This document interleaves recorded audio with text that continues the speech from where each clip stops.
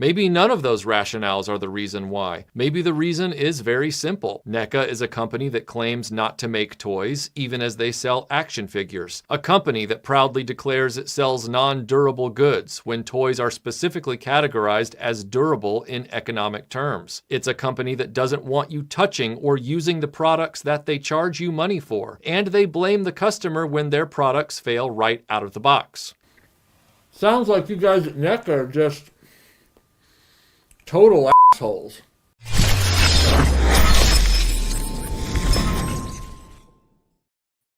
Good evening, everybody. I hope you guys are doing well. I see a lot of people in the chat already. Over 120 people are here. I really appreciate you guys being here tonight on short notice. I'll get right into it. I wanted to highlight one super chat that was given very kindly by Troy Pacelli at Last Call. He says, happy Thanksgiving. So thanks a lot. Now I want Doritos and RC. Going to talk NECA on Geeky Geezers tomorrow. Well, I hope that show goes well for you, sir. A lot of us are talking about NECA right now for good reason. Oh, thank you, Fly Highland. I appreciate that. Thank you. So I really appreciate you guys being here, and also Troy. Yeah, there's a reason that we're all talking NECA lately. Normally, I tend not to really have my finger on the pulse of what's going on with like these like toy trends, like whatever happens with some, news peg, like, oh, this toy's been delayed or this or that. I know about HasLabs and stuff, but sometimes people hit me up and they say things like, have you heard about what's going on with Super 7's latest, whatever with Silverhawks? And I'm like, nah, I don't know anything about that, or I haven't kept up. Well, in this particular case, I was starting to get a lot of messages from people over the last, I'd say, 5-6 days. And that, Embargo, thank you for the super chat. He says, happy late Thanksgiving. Hope all is well. All is well, sir. Hope all is well with you too. And he said that, or he said, they were saying that NECA was in hot water again. Not your action figures, which are often in hot water if you buy from NECA to loosen up those joints. But the company itself was in hot water because of this item right here. This is the NECA store exclusive Donatello's Lab. It's some sort of diorama piece for their sewer environment. And people had bought into this thing, I guess, ahead of time, and they were waiting for it to arrive, and some people ended up getting 2 of them. Which, it's funny to see a company screw up like that. But apparently NECA didn't make enough to account for this mistake, and they sent out this right here, which says, sorry, I'm in the background here, but it says, thank you for being a loyal NECA customer. We're willing to inform you that due to an unexpected error in our shipping system, you received an extra Donatello Sewer Lair Lab diorama by mistake.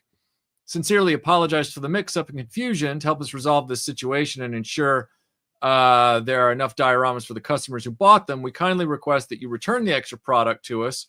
We'll provide you with a prepaid return shipping label to make it as easy as possible. We apologize for the inconvenience. We're going to provide you with a $100 gift card. Failure to return the diorama may result in limited opportunities to buy future products from the NECA store. So they've apologized for their mistake before they've said in the same email, but if you don't do what we say, we are going to punish you. Which is where the controversy really starts to kick in. And that's why people were hitting me up, because I had done that video several years ago where I talked about NECA and its weird whole background thing that was going on where, quality control was terrible, customer service was really bad. And I started looking into it because I didn't buy from NECA. And very quickly I found their non-durable goods designation. Chad, thank you for the super chat. don't know what that means. I'll let everybody else in the chat tell you why you might be on the wrong channel. And I really appreciate the super chat, but everybody in the chat, kind of let him know if you can, that I'm not one of your happy-go-lucky channels that's going to act like Ronald McDonald. All right. So don't ask me to smile, please. Like, I'll smile when I'm ready. Okay. So let me just hit some of these super chats here. Analog Toys is here. Thank you for the super chat. He says, I don't celebrate Thanksgiving, but I'm thankful for RetroBlasting. Thank you so much. Have a great show, Michael. Thank you. And I hope that script is going well. Let's see. David Carlier, thank you for the €7. Hope I'm not confusing you with someone else, but hope your neck is better. My neck is good, sir. Thank you so much. My neck is good. I'm not really sure who you'd be confusing me for. I know I look like generic white guy with brown hair number 3, but you know, we don't all look alike. So yeah. And also, if you're thinking of another rather generic brown or dark-haired looking white guy, I was first on the scene, not that guy. I've been around longer. All right. So okay. So here we go. Just making sure I got my ducks in a row here. All right. Now, NECA, I did that video several years ago calling them out on that. After that video came out, which I don't take full credit for this, but I do think the timing is interesting. Okay.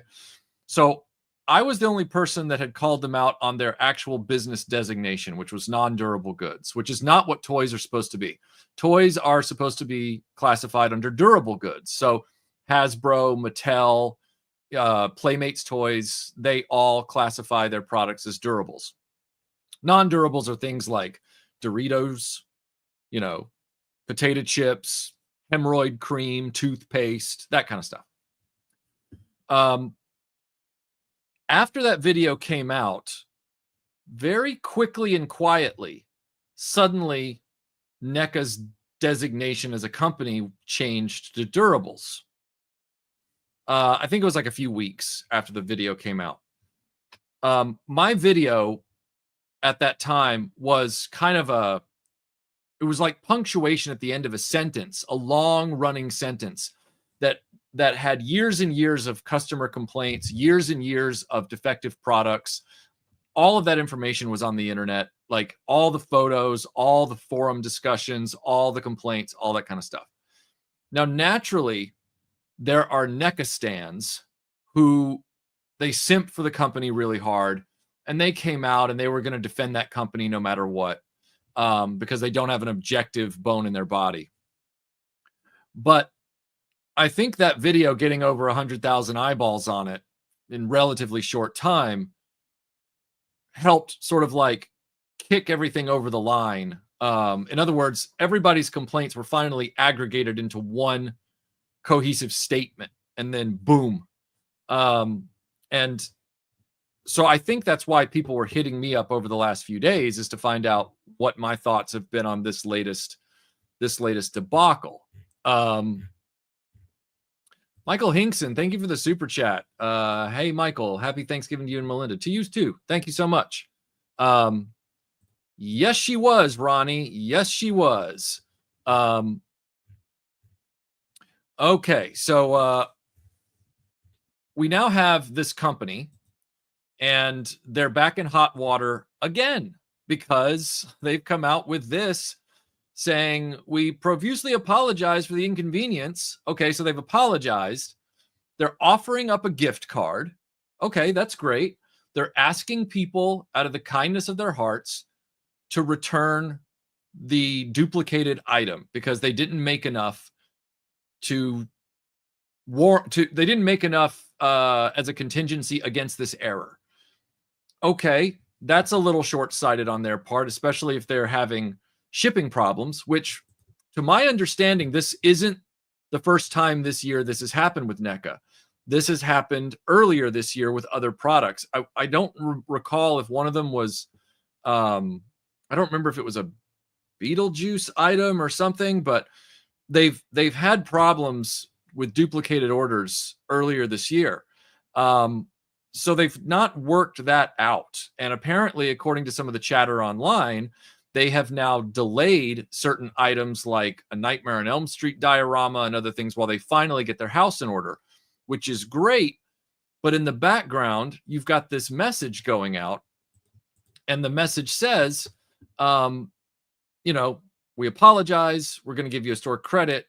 You know, failure to return the diorama may result in limited opportunities to buy future products from the NECA store. Well, legally, as I've, been led to understand after doing a lot of reading about it today, where the United States is concerned, unordered merchandise and unsolicited merchandise are classified in the same group. And if a company sends you unordered or unsolicited merchandise, they either have to designate it as free with like a big sticker or whatever, or you have to have ordered it from them. In other words, there's very specific rules, because the customer or the recipient in many cases, because sometimes you didn't order something and you get the item, the recipient is under no legal obligation to return said item. That is the company's mistake at that point, and they have to own that. Now, I know that, like, in an ideal world, because I'm not advocating necessarily for keeping it or not keeping it. I'm not saying, oh, they're a mistake, you should keep the item. What I'm saying is, these customers are under no legal obligation to correct NECA's error. Now, if some of them want to use that prepaid thing and send it back, that's fine.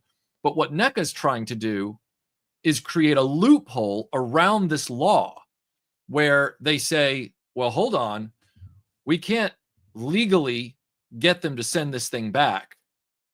But what we can do is threaten them with being blacklisted from buying from our store in the future, which to me sounds crazy, because it's like, okay, so these customers who are ride or die NECA fans, they're like ride or die with Ninja Turtles and all this stuff, to the point that they've bought a NECA store exclusive diorama. You're going to, through your own error, tell them that they're threatened with banishment if they don't send back the other one that they're not legally obligated to send back. It seems like a bad move. Like, PR 101 says, be nice to your paying customers. Like Quark said in Deep Space Nine famously, good customers are as rare as latinum. Treasure them. And NECA is, in its typical fashion, falling back on old reflexes, where they are not treasuring their customers. So let me just see what we got here. I just want to catch up with the chat real quick. Toy Gains, thank you for the super chat. He says, I can't say much, but I know for a fact the NECA employees watched your video on them, and you could hear a pin drop in the office. Really? Well, that's fascinating. That's fascinating. Thank you so much for letting me know that, Toy Gains. I really appreciate that. Gary Michael Bartko, thank you for the super chat of $5. Thank you so much, and thanks for being here. He says, NECA has never had any appeal to me. Yes, they look great and have a ton of articulation, but the scale and fragility makes these a posable statue to me. Nothing more. I collect action figures. Yeah, there is. I mean, like NECA, this is kind of the disappointing part about this, is that over the last few years, within the last 3 years, NECA has really upped their game. Like they've tried to improve their quality control. Now, have I bought into a lot of their lines since then? No.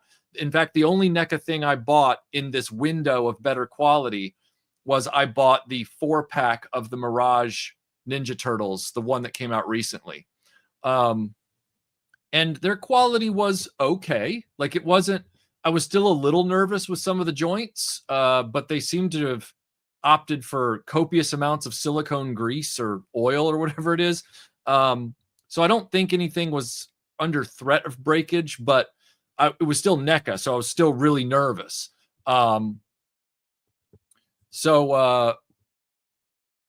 Goldust, thank you for the super chat. What do you hate more at this point, NECA or Hasbro?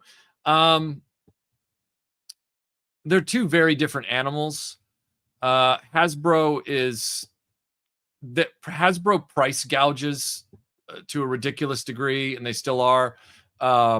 They're sub-licensing all of their IPs to other companies while they pay huge licensing fees for Disney's IPs, which I think all Disney IPs at this point are overvalued. So Hasbro is working against itself. Hasbro needs to be taking back their IPs that they own outright and really working those. And I think they need to give up the Disney stuff because it's not selling very well anyway, because Disney isn't making good quality source material. I know they made that recent move to get rid of the movie studio, but that really started back when that new CEO took over. And while that's a step in the right direction, that CEO also has really bad ideas about the future of the company. So it's 6 to 1, half dozen the other. You know, it's kind of like saying there's different kinds of bad. You know. Let's see now. Let me just make sure that I've got everything up to date. KBA, thank you for the super chat. He says, happy Thanksgiving to you and Melinda, to you as well. This was clearly an amateur play on NECA's part. Everyone knows pro toy companies send Pinkerton goons. Yeah, that's also very true. That's very true. Agreed all the way around. Agreed all the way around. Michael French, as much as hate NECA now, I still prefer them over Super 7. Well, yeah, I'm not going to argue that point. Like, Super 7 has its own problems with quality control, massive gouging of prices. NECA's problem has been quality control for a long time, which they were improving on, but now they also had a customer service problem, and that customer service problem has never been solved. So their action figure quality has improved marginally, but the quality of their customer service is still in the toilet. So this, for example, that I just pulled up a second ago, them apologizing and offering a gift card to try and get back things they know they legally can't get back, and then trying to exploit a loophole of a threat to their paying customers is insanity. Like, talk about like a backhanded, strategy like that. Like this right here, failure to return this diorama may result in you not being able to buy other things from us in the future.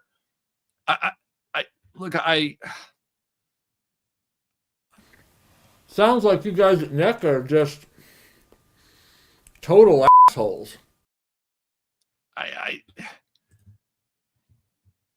They lost their way a few years back. I did some homework on this, and they had some PR guy who did their social media named Randy.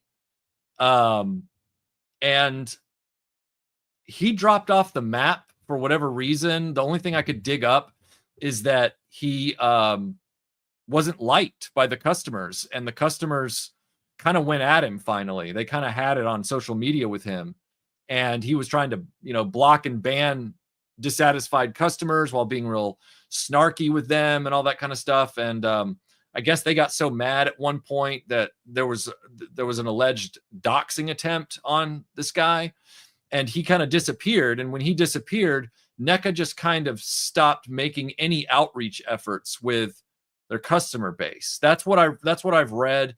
I don't have any concrete facts on that, but there's been a lot of chatter about that in the toy space. So a guy named Christopher, thank you for the super chat. Yet another moment in the toy sphere where Michael has every right to say, I told you so. Strange how these keep piling up. Yeah, it's and yes, World Made of Cardboard. I'm in the same boat where it's like, they won't let me buy their stuff. Well, wait, I don't buy it anyway. Yeah. if it's not a general release item that really, really piqued my interest after people I trusted had said their quality had improved, and the only thing that I did pick up was that Ninja Turtle set, and I've put it back in the box after I looked at it, took a picture for Instagram, and didn't really do a video on it yet. I mean, I'm not in any tearing hurry to become a NECA devotee. Crystal Clear, thanks for the comment. He says they threaten him with no longer being able to buy from them. Does that mean they're going to keep an eye out for him at major retail? No, and exactly right. No, they can't police him there. So what's going to end up happening is they're going to have fewer buying customers up front, and then the secondary scalper market for their products is going to go through the roof for people who still want the stuff but have been blacklisted. So all it's going to do is help scalpers. This is a terrible, terrible strategy. I love it, Cal-L 4064. I love it, Steven. I love it. It's a bold strategy on NECA's part, Michael. Let's see if that pays off for them. I love it. Comment of the night. Does NECA make any that is their own IP, or do they just make licensed products? My understanding is they just license stuff. They just have a lot of licensed products. Oh, interesting. That's okay. This new guy, Blaine. Okay. I heard these rumors. I couldn't substantiate anything about it. It had something to do with he got in hot water, which again, NECA, you're always putting stuff from NECA in hot water one way or the other. He got in hot water or something because of some underage kid he was talking to. But again, I don't have any of the details on that. I don't know what happened with that. But I did hear about that as well. Thanks, Greg. And congratulations again on completing your custom Panache Place vehicle Voltron. Really great video you put up today. Very informative, very comprehensive for the more technically savvy amongst us. I think they're going to get a lot out of that video, but also just fascinating to look at all your work on that. So yeah. 3POA showed messages from the Blaine guy. Okay, got it.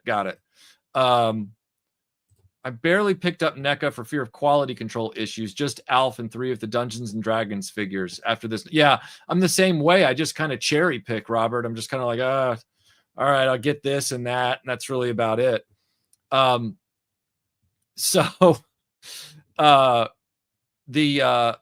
There was this moment where, as I was reading about this stuff today, I came across another email that people got a few days later. Now, there was some argument about whether or not this was, an authentic email, like for this product, or whether it was a NECA email for one of those earlier products in the year where they had accidentally double shipped the items. Now, either way, NECA did send this message out for this same problem, and it read thusly: by now, you should have received a shipping label to return the misshipped item. If we do not receive the piece back in the next few weeks, you are going to be charged for it and will be exempted from all of our future offerings. Please realize that by not returning that piece that was misshipped, you are taking it away from another collector.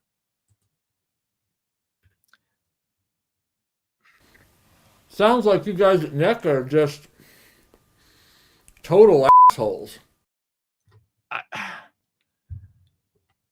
I don't understand NECA's mentality on this. Like, I'm really blown away by them thinking this is a great strategy. Yeah, exactly, Tim Ward. Like I said, I don't have any information on that, which is why I don't have any materials about that to discuss it. And I'll like the Thunder Lizard said, shoot first, let the archaeologists sort it out. I will defer comment on that because there's no actual information, and I'll let the authorities sort that out. Master Son 42, thank you for the super chat. He says, NECA has a huge set of balls. I messed up, so fix my mistake or else. Just seems like the non-threat would have been better than see what you get. Yeah, exactly. They should have been super nice to their paying customers. And you could even put in a little language there that says, hey, if you can see your way to taking the shipping label and sending that extra back, that'd be really awesome. you know, because a lot of our fellow Ninja Turtle fans aren't getting their, you know, playset. It'll be delayed, you know, or whatever if they don't. And you could have built community around it, but they didn't build community. So this is what I read, Acid Cleaner. This is what I read about that social media person, Randy, harassing critics and cursing out customers, reaching out for help.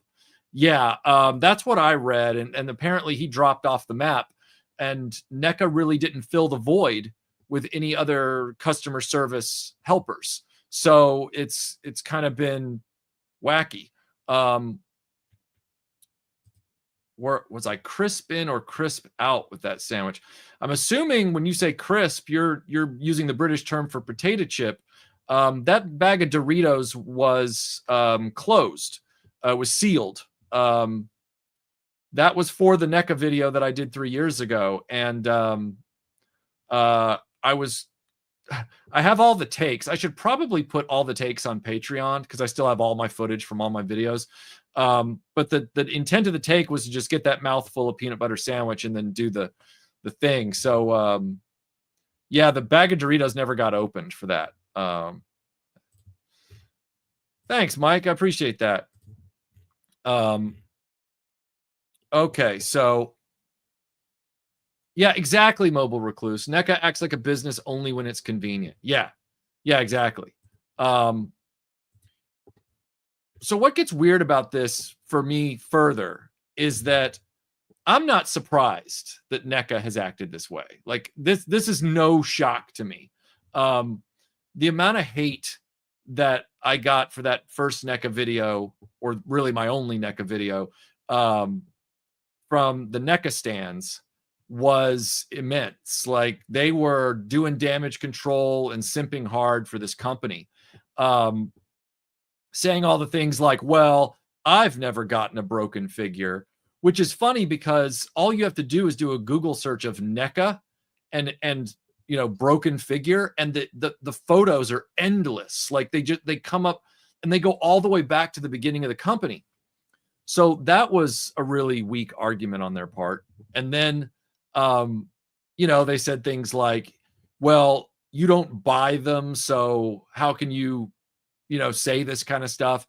And I'm like, well, I did buy a few. I bought the Alien versus Predator arcade figures, and that's where the breakage occurred on one of the Predators after heating it up and doing all the stuff I was supposed to do.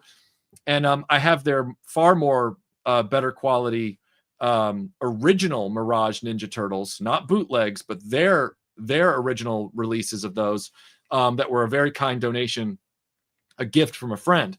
And they're fine. I'm still careful with them.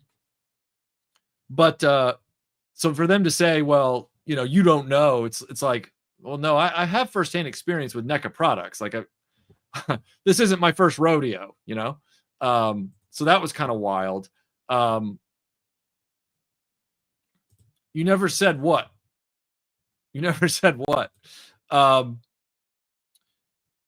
Let's see. The Jada toys are awesome. They don't feel like they're gonna break. Yeah, I just got Jada Cami in the mail a few days ago, and I've had Jada Chun-Li here for a while. I opened them up and took a photo for Instagram last night or 2 nights ago. They're fine. They're great. They're great figures. So if NECA made a Darth Vader figure, he'd be more glue than toy now, twisted and broken. Yeah, pretty much. Well, yeah, Lewis, that's what happened with me with that Predator, is that when I saw the breakage happen on the shoulder, I was like, what happened here? Because I had already, you know, boiled the figure and all that. I was taking every precaution, and it didn't have an effect. I mean, that pin in that shoulder, not only did it break, when it broke, it literally just fragmented like sawdust. Like it would boof. Yeah,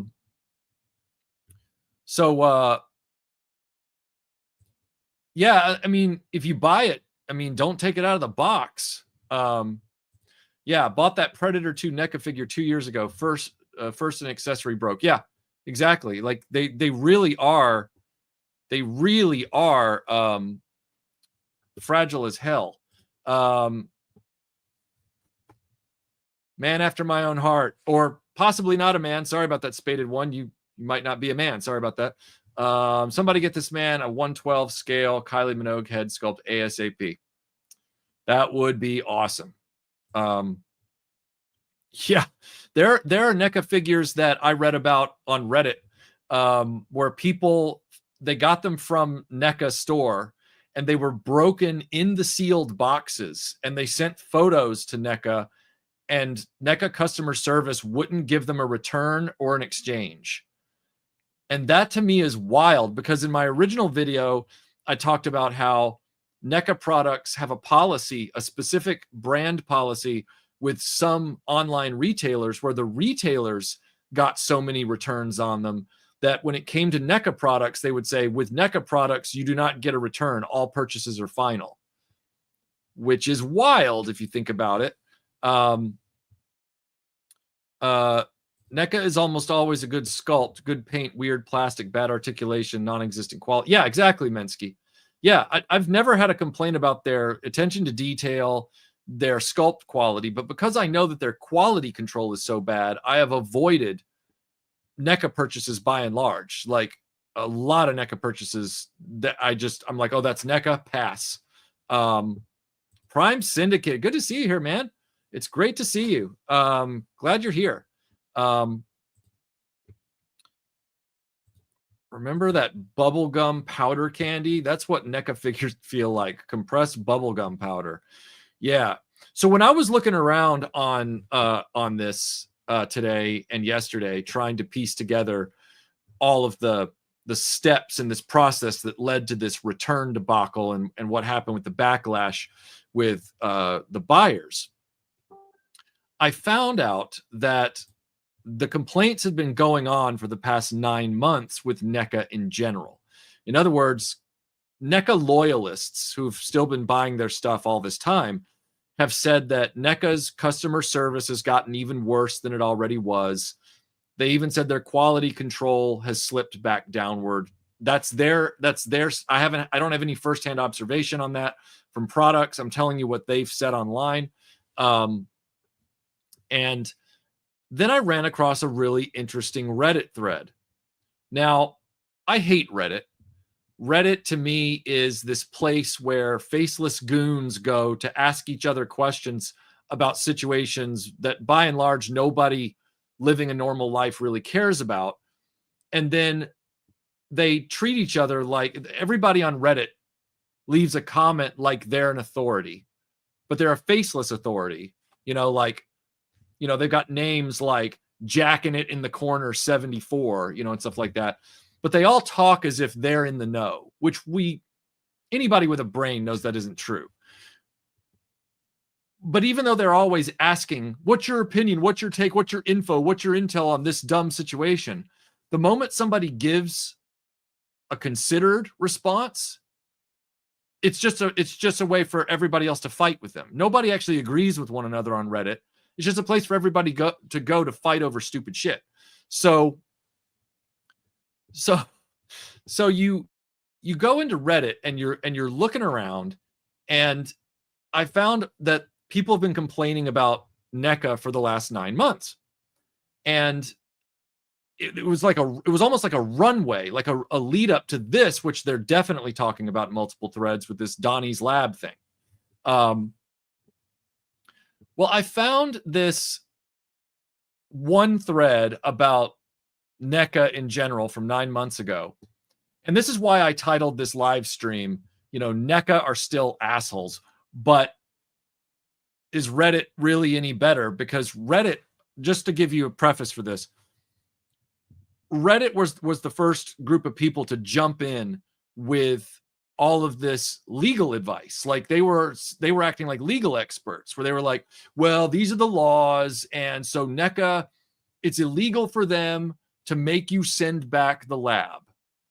Well, everything I've researched today indicates that's probably true, but you always have the contrarian view from somebody on Reddit who was claiming that no, in this case, which I didn't find this to be true, but I'll let you know what they said.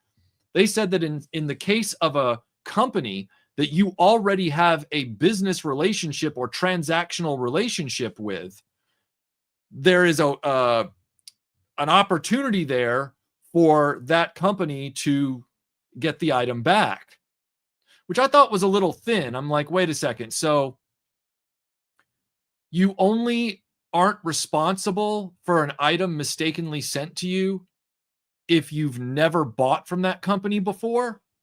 That seems real thin. Like, that's a thin, and they cited some legal thing or whatever, but everybody thinks on Reddit that they're an authority. And so they're all citing legal precedents and all this kind of stuff to back up their argument. And I was like, I just don't think that's right. I can't imagine, given, the amount of times that Amazon has sent me the wrong thing or whatever, the number of times that before their returns process got really easy, because they made the returns process easy to get more of those mistakes back. And I know that even Amazon has rules in place about that for returns and exchanges. But I have had things happen in the past where Amazon has sent me, the totally wrong thing, without me ordering it, in fact. And I've had them say, keep it, or whatever. And I've had other companies do that. Our mistake, keep it, So all I could find that was concrete was that unordered and unsolicited items fall under the same law, and that is that they cannot force you to send them back. But I feel like with their misguided PR or whatever, their customer relations, NECA thinks they found a loophole where if you don't send it back, it's not illegal for us to blacklist you from making future purchases. The whole, we reserve the right to refuse service to anybody logic, which I'm kind of going, well, it seems like you're cutting your own throat. But Roll Made a Cardboard, thank you for the super chat. He says, maybe NECA needs to hire an advertising firm. I've heard that Jaguar knows a firm that could help. Good one. Okay. Finally getting an automated shipping email. 11:06, finally getting an automated shipping email. 11:29, get an email back from customer service that my order shipped and appears to arrived already. No, duh. 11:30, get an automated email. Sorry, yeah, it's pretty much how it goes. Oh, wow. Clone Steve Dreamkiller, thank you so much for the very generous super chat. You didn't have to do that. My son at West Point spent Thanksgiving with his roommate. His roommate's dad is in-house counsel for NECA. My son said the entire weekend the dad has been on the phone in very heated conversations about this. I can imagine. Thank you for the anecdotal intel. That I can imagine that's true. Damn. I mean, this is a crazy amount of ineptitude, and I feel like it has a lot to do with, once again, the left hand not knowing what the right hand is doing at these corporations, where the PR and social media team are going rogue, where cooler heads would have prevailed, but the cooler heads are in a different department. So I'm on this Reddit thread, and it's from 9 months ago, and they're talking about the NECA situation. And this, I'll read it. I'll read it to you. The text is kind of small, but I'll read it to you. It's a big block of text. It says, I don't know if this is necessarily the reason, but about 3 years ago, a YouTuber called RetroBlasting put out a video where they lampshaded a lot of NECA's shady, manipulative, and anti-consumer business practices. Before that, another YouTuber, Matthew Donzak, put out a video criticizing the company and Randy Falk specifically for his toxic, unprofessional behavior with fans online. Now, that was in response to, well, for lack of a better term, and let me fix my stupid camera here. My camera has clearly decided it's not going to focus. So stand by. I got to get a new webcam. I really do. That only helped marginally. Okay, so this person was responding to Yeah, Master Son. Apparently it happened earlier in the year. Yeah, apparently it happened earlier in the year with different products. It would seem like that NECA's public relations team are from Section 31. I mean, it's a fair comparison.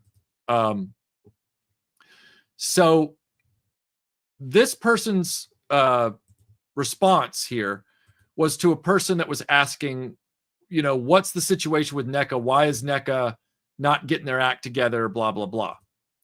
Well, the best part of this is that there were two follow-ups to this.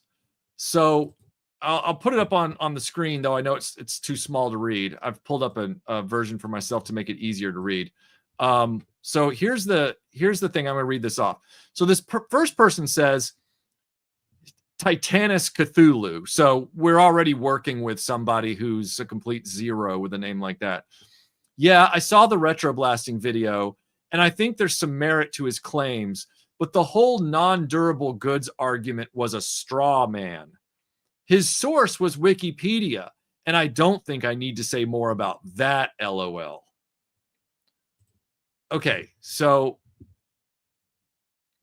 I got a few issues with this because NECA hiding, hold on, let me get these super chats real quick and then we'll hit it. Robert Diaz, thank you for the super chat. He says, Michael, people better send back those NECA lab sets or else NECA will send nerves retrieval teams to find and retrieve all of those diodes sent in error. I applaud you for the Ava reference as a joke, and I also shudder at an Ava reference because, guy named Christopher, thank you for the super chat. He said, lost custody of my kids in the divorce. That's the last time I take advice from Fluffy Nutbuster 42 from the R Free Legal Counsel subreddit. Yeah, exactly, man. Exactly.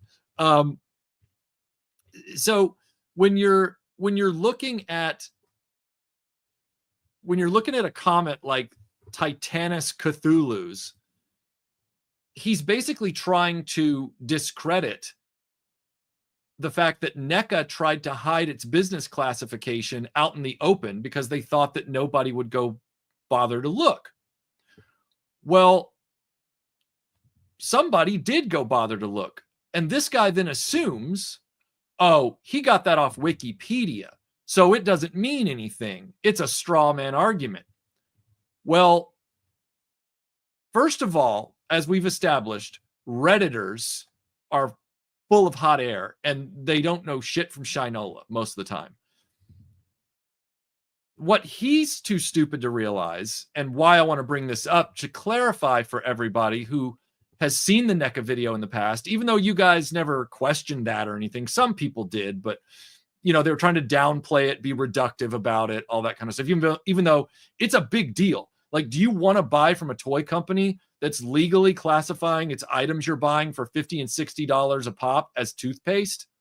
Like, do you really want to be doing that? And clearly, it was a big enough deal to NECA when they got caught that they changed it. Okay, so this guy's ignoring a lot of water under the bridge. But this is the first screenshot. This is a screenshot from my video. Okay, this is a screenshot from the Wikipedia page 3 years ago at that time when I started my research into the NECA video. And I mean, it was right there. It was like, I didn't even have to go find the breadcrumb. The breadcrumb was literally thrown at my face. And I'm going, okay, so this is what sent me down the path. But what this guy is failing to realize, and again, he's being dismissive and arrogant. This is RetroBlasting. I have a master's in journalism. I don't go off Wikipedia as a primary source. And I know that lately there have been a lot of YouTubers who do these like video essays where they have been caught citing Wiki's sources for this kind of stuff, and as if they've done their own homework. But then when everybody went and looked at their videos, all the sources that they were citing in chronological order were just the Wiki sources. So they were just going to Wiki. But in this case, see, even though I didn't call myself out on the research rabbit hole because it was real information, I posted another screenshot. That screenshot is this one. This screenshot is not from Wikipedia.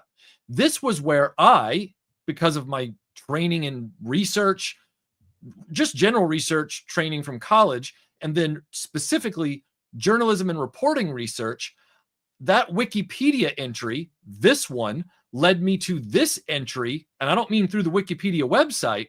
I went back out into the internet and I went to the government page, the Secretary of State page for the business entry on the US.gov, whatever it is website, which I can't remember now.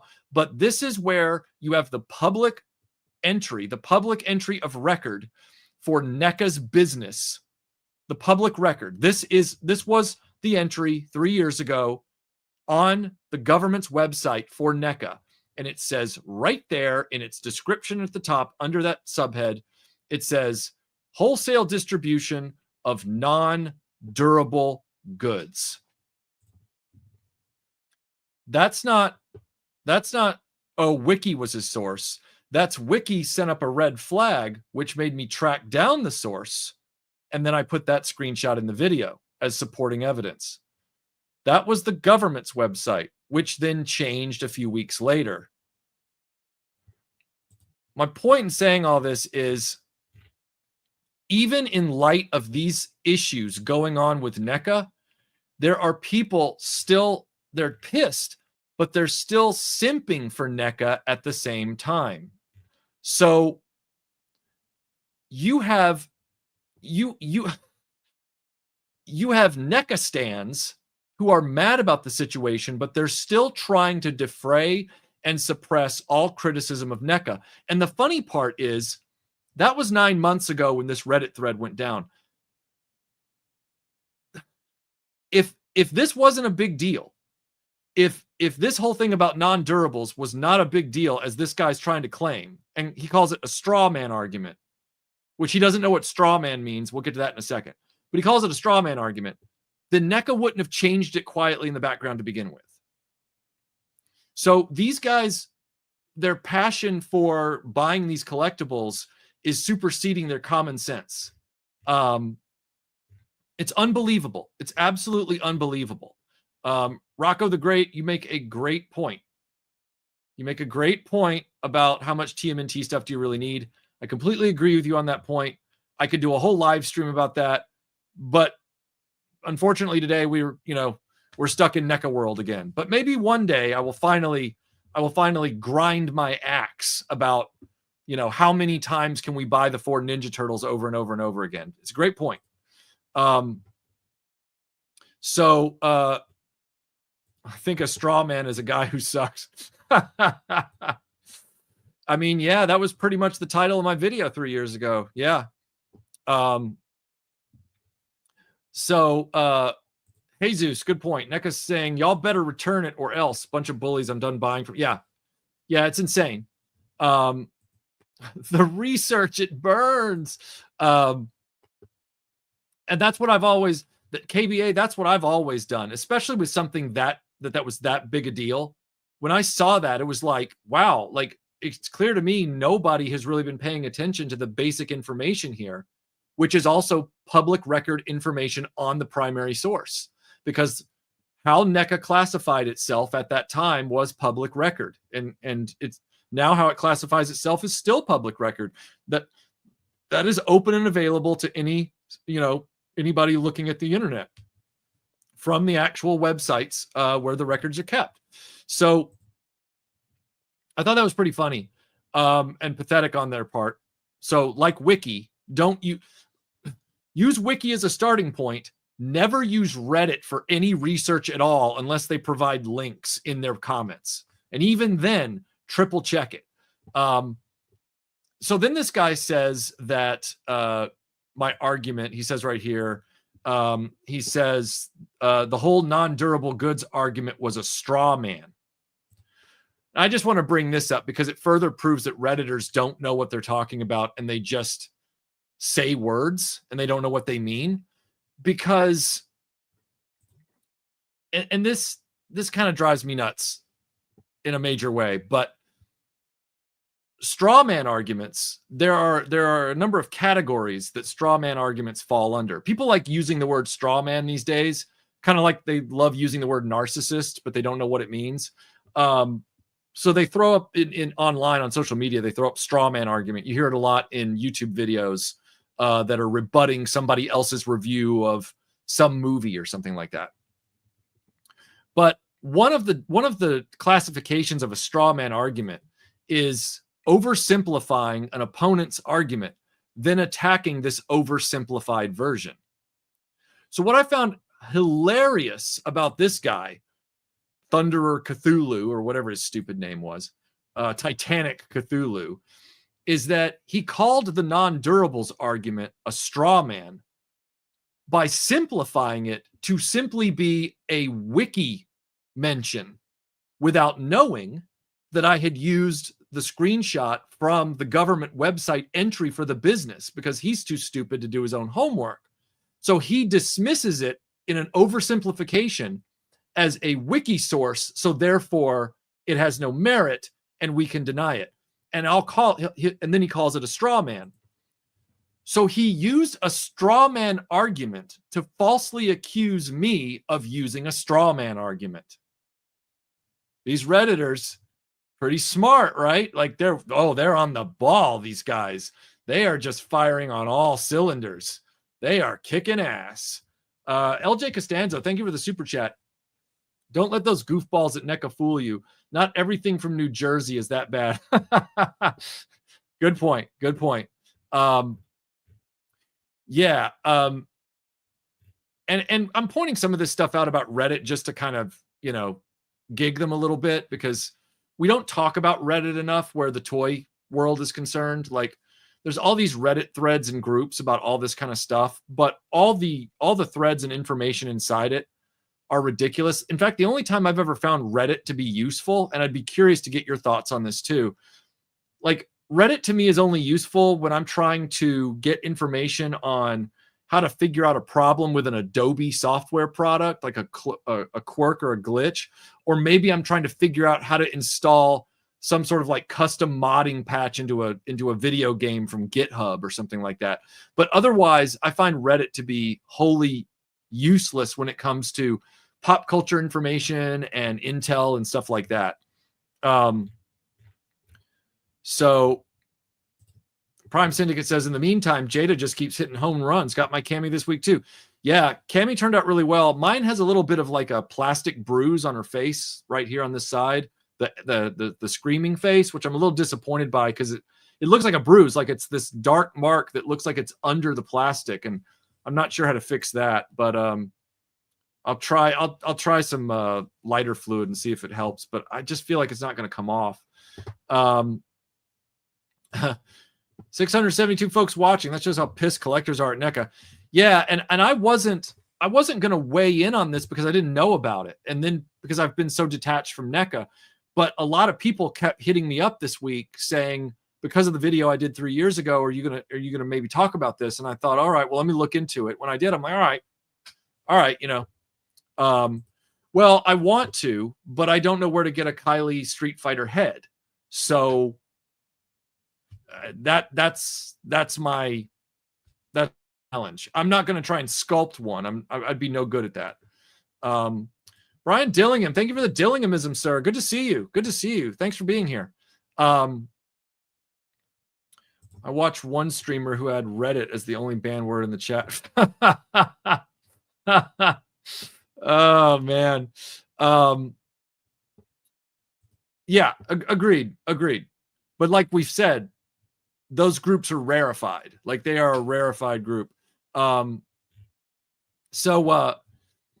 the last one I want to bring up on this, which is really just to take the piss out of this person, because I thought it was the ultimate distillation of Reddit behavior. Okay. So there's this last guy who responds to the same comment about my video and the other guy's video. And the person who made the comment about our videos about NECA is a top 1% commenter. So this person has clearly earned a good reputation on the Reddit platform. Okay. But of course, because it's Reddit, everybody's now trying to discredit that person's post, right?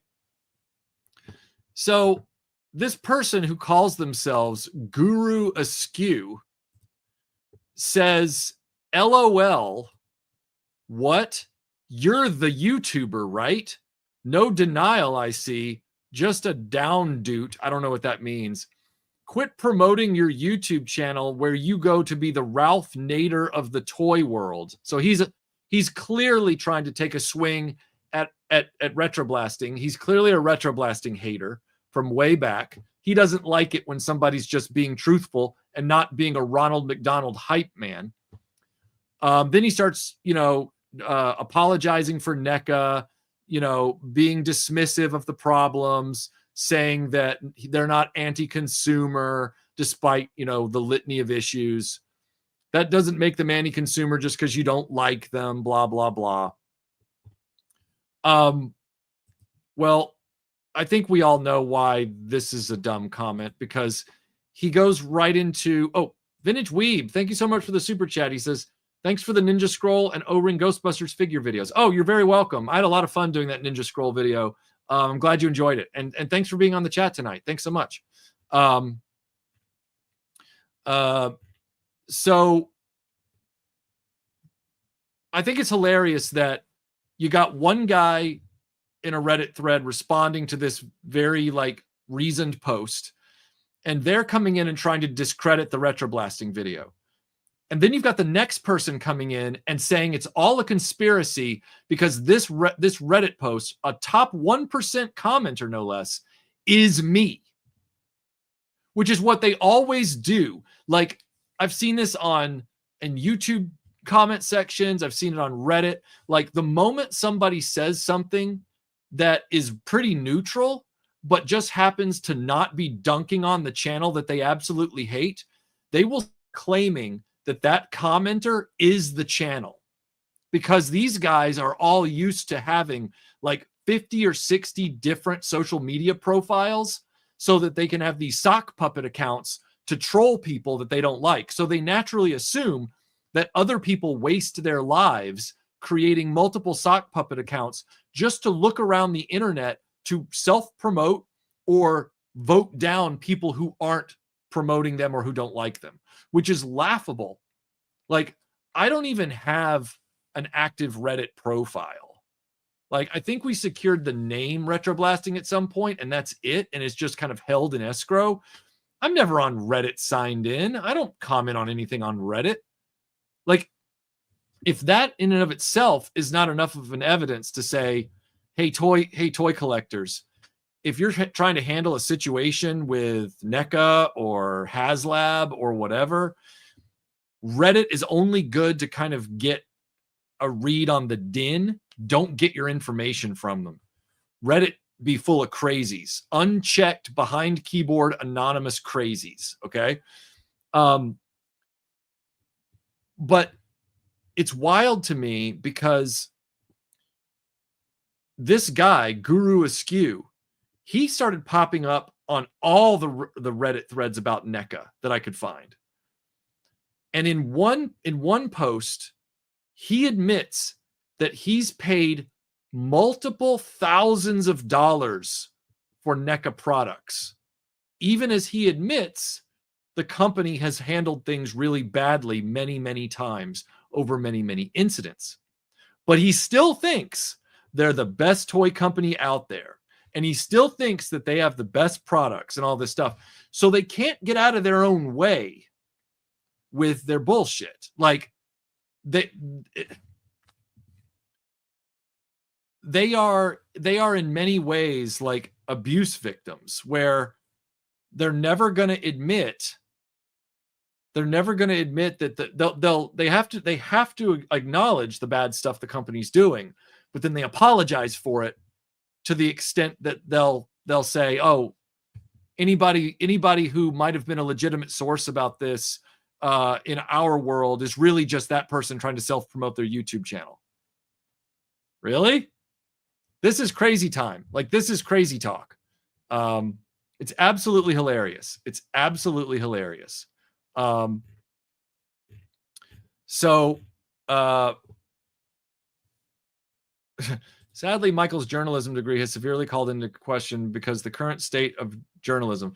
Michael is still, well, yeah, but Robert, I left journalism for that reason. You got to remember who I am. And I don't mean that in any kind of bluff and bravado way. I mean that from like my personality. Like, I left journalism after I quickly found out what was going on with the way journalism was going in this country. It wasn't doing it ethically. It wasn't doing it the right way. So the point I'm trying to make is I'm not calling out my journalism degree in the NECA video. I'm simply doing my research properly with screenshots and evidence, which this guy was too stupid to pick up on. So here's my point. Don't throw me away because I went and got a journalism degree back in the day for good reasons, and then left the industry for the same good reasons. Like, really, like, unbelievable.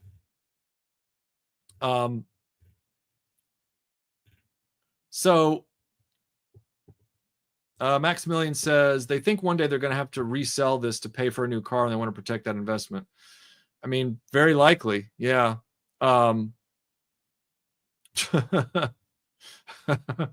Yeah, that'd have been awesome. Oh, thanks, man. Thanks, Jesus. I appreciate that. Thank you so much.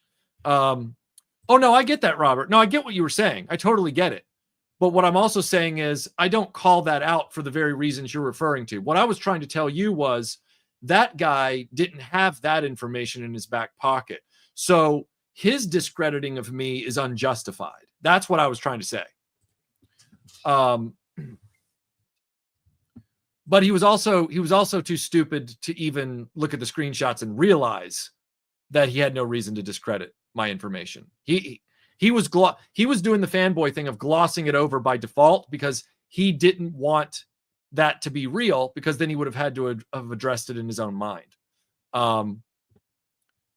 Let's see. So yeah, it really is. It really is like Russian roulette. Like, it's really crazy. So here we are now. And NECA has pulled another stunt. They don't seem to have any interest at this point in treating their customers right, and I wonder if that's because they've created over time a customer base that's more like drug addicts. Like, maybe they know that their customers are fear of missing out all the time. Maybe they know that. Truer words never spoken. You're not going to get any argument from me on that, Krampus. I'm hoping maybe next year. I hope. We'll have to see. It's my favorite place in the world. I would live there if I could, as you know. I'm going to try and get back there. So yeah. This is a crazy situation. NECA improved their quality about 2.5 years ago. They started to improve their quality, but then they got into multiple social media PR issues with multiple social media admins with different issues, between Randy and this other guy. Like I said, NECA, always in hot water, literally and figuratively.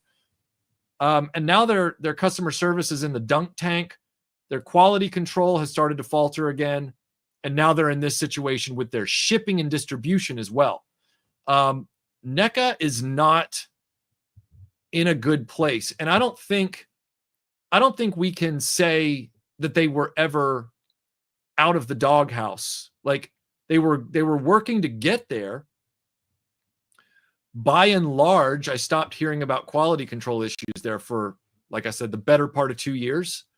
And now it's back, baby. It's back with a vengeance. Meaning the quality of their shipping and distribution, the quality of their personnel, and I have to assume the quality of their products is going to slip at some point too. Again, indications are it already has, but I haven't seen anything firsthand. to support that assertion. You leaving journalism was a great move. You can never be called fake news or full. Yeah, well, I left journalism back in 07. So I left it a long time before I ever had a YouTube channel. That was half a decade before I had a YouTube channel because I was so disillusioned with it. So yeah, my journalism profession does not cross over. There's no Venn diagram where it crosses over with my YouTube channel. So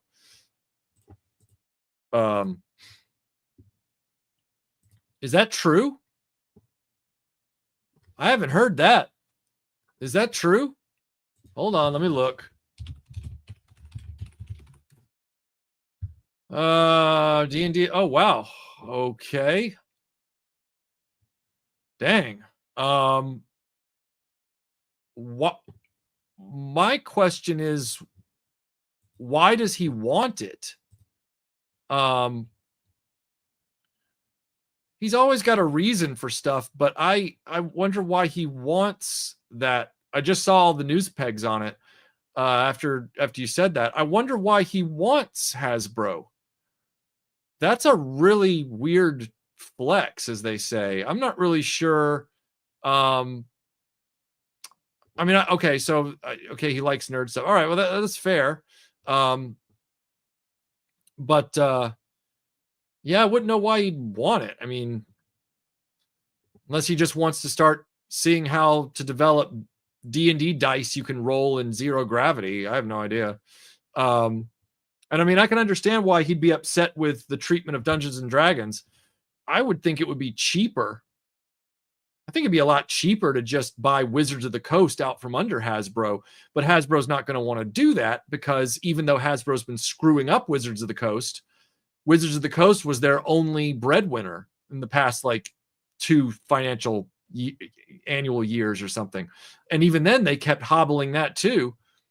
Hasbro has gone so corporate. They've gone so corporate. They are hopelessly lost. Like all of their instincts are just literally like burn and sell for parts. Like Master Son 42, thanks for the super chat. He says Elon must ruin a company per year. It's his goal. Yeah, Twitter. Oof. So I mean, I can understand that. I can understand why anybody would be upset about how Hasbro trash talks Gygax, if that's true. But yeah, like Hasbro has abused Wizards of the Coast. There's no doubt about it. Even though that was their only breadwinner. Hasbro itself is becoming a shadow of its former, you know, innovative, rich history that died a long time ago. But yeah, as far as like going back to an earlier question, who's worse, NECA or Hasbro? I maintain that there's different kinds of bad. Hasbro is corporate monster bad. Geez, Michael, you must have a lot of time on your hands. You're a repro Star Wars distributor. You make up Australian guys. You're making Reddit alt accounts to plug yourself. Like, get a high. I mean, yeah, right. Like nobody can read the common sense tea leaves because anybody who would leave a comment like that doesn't have common sense. What's the quote from Name of the Rose with Sean Connery where he's like, and the bishop is a monkey or something like that. Like a lot of these people, they see conspiracies wherever they go because they have no common sense whatsoever. Like their instincts are totally broken. I fear for their family's stability, you know? Let's see. Zigma Experiment. Thank you for the very kind 20 quid. Elon wants to buy Hasbro so they can make some new facial expressions for Melania. Wow. That's brutal. That is brutal. Thanks for the very kind super chat. And thanks for being here tonight, Zigma. Let's see here. So Hasbro died with the people who originally made it great. It's now just a shell run by business majors to suck. Yeah, exactly. They're selling it off. They're priming that company to sell off for parts. I will not be surprised if it goes the way of Sears and Kmart and Toys R Us, where it's just, except it's leveraged internally.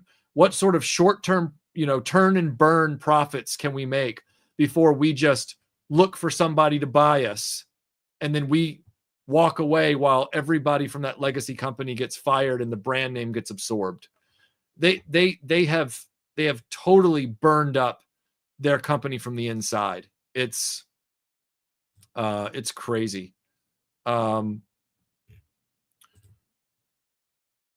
What's the Reddit response you're referring to, Brian? I don't know what you're talking about. Let's see. Jada Toys has me giving Hasbro's entire $25 lineup to stink eye. Yeah, Jada Toys is pretty much doing it right. I just watched your recent Ghostbusters video. What did you think of Hasbro 4.5-inch movie Ghostbusters from a few years ago? The ones that were like 5 POA or whatever they were. I mean, they're fine. Like they're good toys, like for kids and everything like that. But when I was a kid, it was 3 3/4 inch O-ring construction that was the best. So for me to be transported back to that sort of time in my life, that developmental stage, that's going to do it for me a lot more than a 5 POA 4.5-inch figure will now. I saw them. I thought they were good for what their purpose was, and I think they were fairly priced and all that stuff. I know Ghostbusters fans are always hurting for products to buy, so I hope they've entered into a lot of collections. I didn't have anything against them. I didn't really prioritize owning them, I guess is what I would say. I know they made an Ecto 1 for them. I don't think they ever made a Firehouse or anything, but yeah, I thought they were fine. Let's see. 2 big problems with the toy industry now. What did I just do here? 2 big problems with the toy industry now. 1, boutique toys. 2, too much horizontal expansion.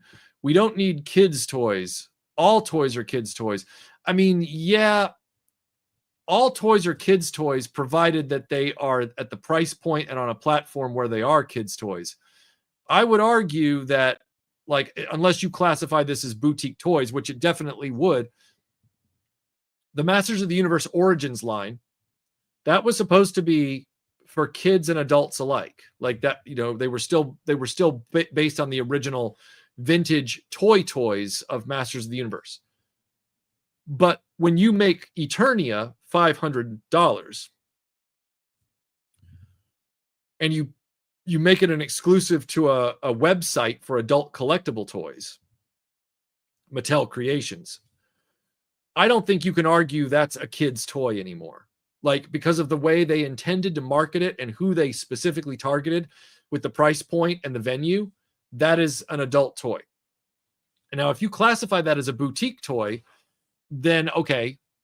But I would say a boutique toy is like a Hot Toys or a Storm Collectibles or something like that. A Sideshow and Hot Toys are the same, but you get what I'm saying. So that Eternia and many things like the HasLabs, so like the HasLab Sail Barge, the HasLab Razor's Crest, all that kind of stuff, those are still from lines that were sold originally to kids. Adults liked them and collected them. But by definition, the only thing that makes them a boutique toy now is that Hasbro is withholding them, just like Mattel did, at adult premium price points and behind adult toy collector portals. But are they boutique toys, or they're just price gouged kids' toys? And I would say they're the latter. No, I don't color my hair. I have gray a little bit in my beard, like right here, but I don't have any color in my hair as far as like artificial. It's a quirk of my family DNA. A lot of the men in our family traditionally tend to keep their hair color for a really long time. My dad's hair color finally started going gray in his like late 60s, early 70s. So, I mean, my hair pattern for hairline recession has been a little different than my dad's. My dad's has been a little more robust than mine, meaning he's kept a little bit more. But as far as whatever hair I still have going gray, I fully expect it to be a while. That was sad, Krampus. That was such a sad situation. Seeing Hasbro just, I mean, they barely made like what, $2.5 million on all that stuff. I mean, and I know that some of it was like cobbled together, and the Power Rangers fans were like, well, that's not really the true full Pink Ranger outfit. You know, like Hasbro pulled some shady crap with those auctions. And it was really sad to see that happen. But if Hasbro as a company is willing to do that, then they shouldn't have the stuff anyway. And so I'm glad it ended up with real fans. Let's see exactly, but then you have the intersection of boutique toys, and your point about Master of the Universe origin illustrates it perfectly. Okay, well, I feel like a major problem with the toy industry is that a lot of companies do whatever they want rather than what their fans want. Well, yeah, they're looking at spreadsheets and accounting and everything like that, and they're making decisions apart from, you know what? I don't even think, I know they track probably like, I would think at one time they used to track buying patterns, but now I don't even know if they do, because, you know, they get all their money up front from the retailers. So I don't know. I think they're willfully flying blind in a lot of areas.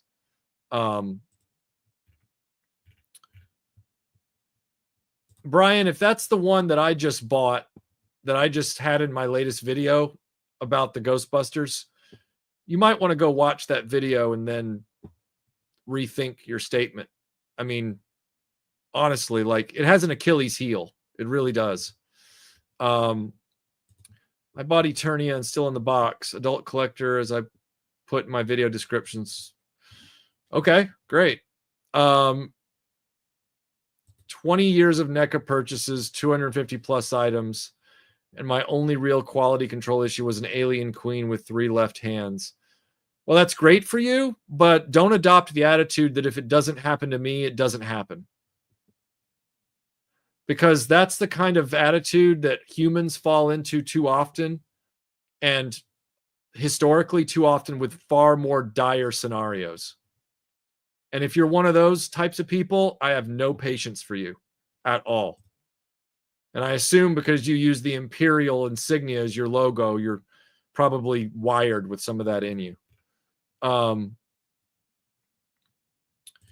If you hold the Hot Toys Raiders Indie up against the Sideshow Raiders Indie, the Sideshow feels like a Temu knockoff. Wow. Let's see. Yeah. Hair comes from your mother's side of the family. Didn't I just mention my hairline? However, certain bits of DNA are your dad's.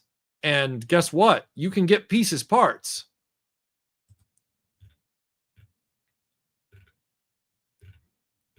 Okay.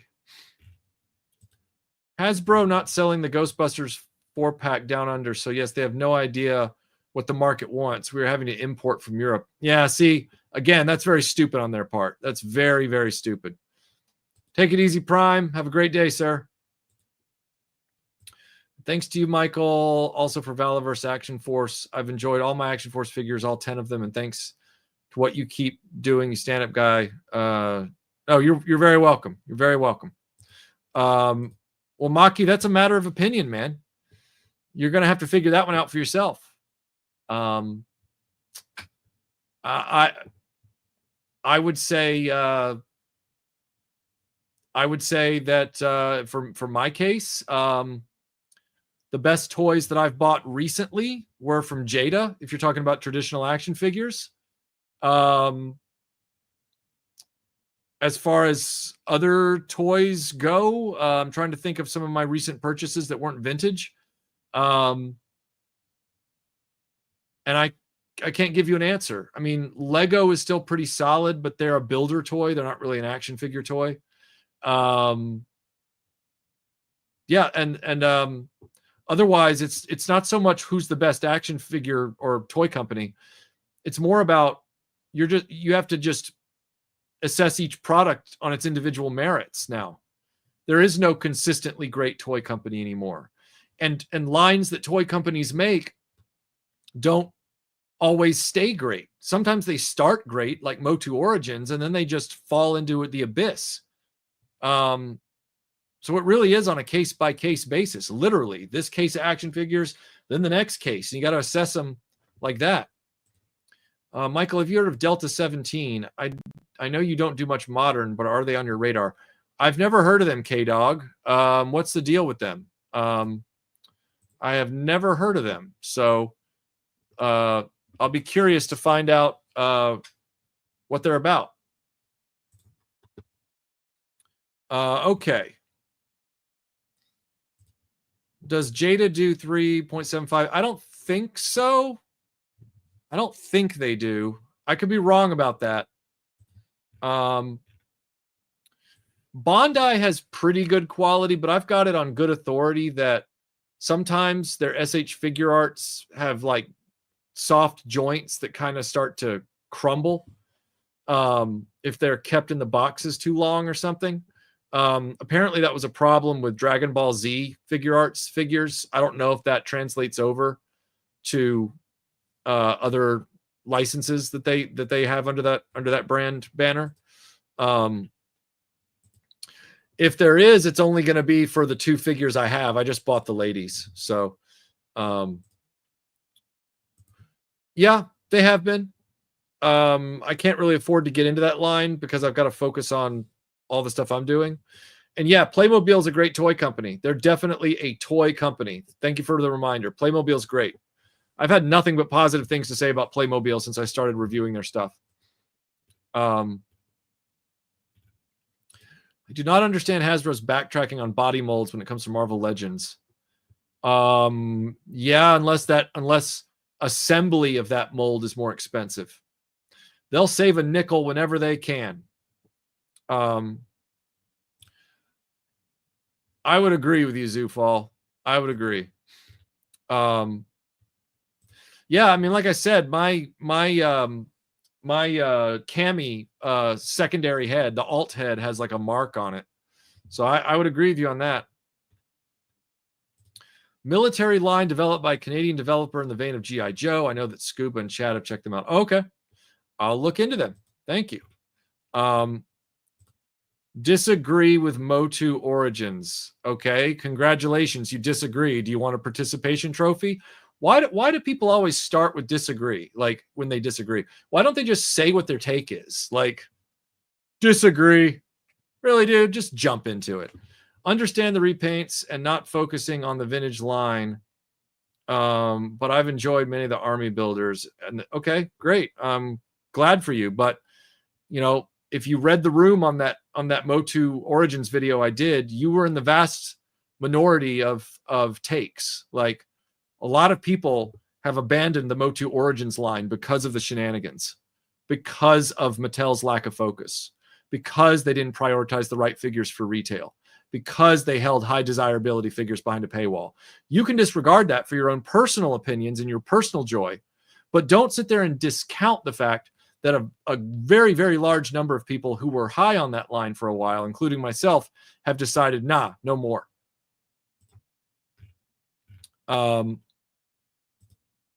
Haya did a great one on the Predator and Alien lines. I've been waiting on their Star Trek 2009 line, and it looks like they're going to be doing a Strange New Worlds line as well. Oh, interesting. They're kind of more expensive, aren't they? If I'm recalling correctly. They're definitely boutique figures for adult collectors, I think. I do not have Lil Letty stuff. I do not have any Lil Letty stuff. I don't, and I also don't know when you say come to the UK and then pop around. I mean, like, I don't know where you're located and what your shop is or anything. So or if you have a store. So, I mean, the UK is a sizable place with a lot of cities and towns. So Would love to see you compare those Jada ladies to whatever 112 female figures you have around. Well, I've got a lot of those. I mean, I've got all the G.I. Joe classified ladies. That's all I ever bought from G.I. Joe classified, except like a Snake Eyes and a Storm Shadow. I've got, let's see, 1616. I've got some others that I'm not coming up with. Oh, well, of course I've got like Black Series, you know, Leia and a few other characters like Mara Jade, Bastila Shan. I've got Marvel 112, but the Marvel 112, the Marvel Legends are always taller than other 112 lines. Even Black Series is shorter, so I don't know what that's all about. They scale larger. They're almost 7-inch sometimes.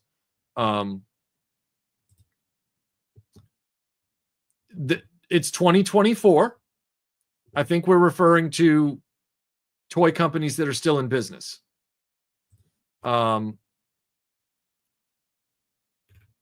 see. Yeah, I would say Origins did run its course. Yeah. I'm not... God, why do you guys always think I'm acting hostile? I've always been very direct, and I've never pulled any punches as far as I'm not going to act like a Ronald McDonald, right? You guys, when you leave comments, your comments can come off as very... because you got no inflection on your end, but I'm supposed to coddle you guys on my end because you guys are what? Used to YouTubers who do that, even though we're all grown adults. Like, I'm not doing anything all that bad when I'm responding to you. Like, and it's like hostile? Really? Are we all that wimpy now? I thought we were Gen X. I thought this was going, we don't go home till the street lights are on and we don't have parental supervision the whole day. Like, come on, man. Like, that wasn't a hostile. That was a direct and blunt response, but it was not hostile. Hostile would be, I disagree with you, and now I've taken off my ice skate and I'm beating you with it. That's hostile.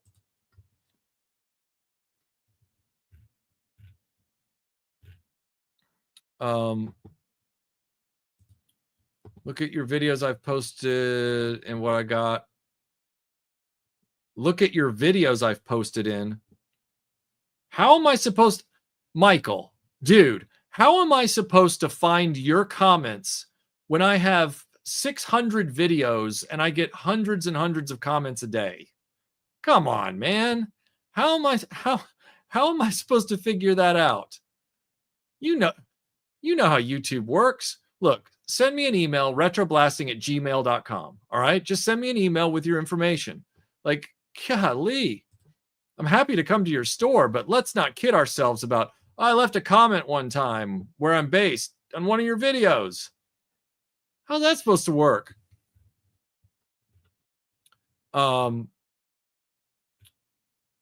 Okay.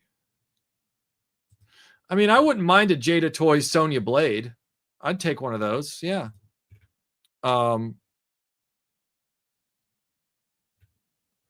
Let's see. Oh, you guys are having a conversation. Jason Anderson, thank you for the super chat. He says, is the smudge on your Jada Cami her facial scar? Oh, and Kylie fund. No, it's actually like, it's actually just her scar is on the opposite side. So her scar is this side. The smudge is like right here on the opposite side. It sucks. I'll try and take a photo of it, show it to you. Thanks for the super chat. Let's see. My grandmother thinks you're that way, but I don't know. You're a cool guy. Tell your grandmother that that's odd because I've literally grown up in a traditional manner. I'm a living anachronism.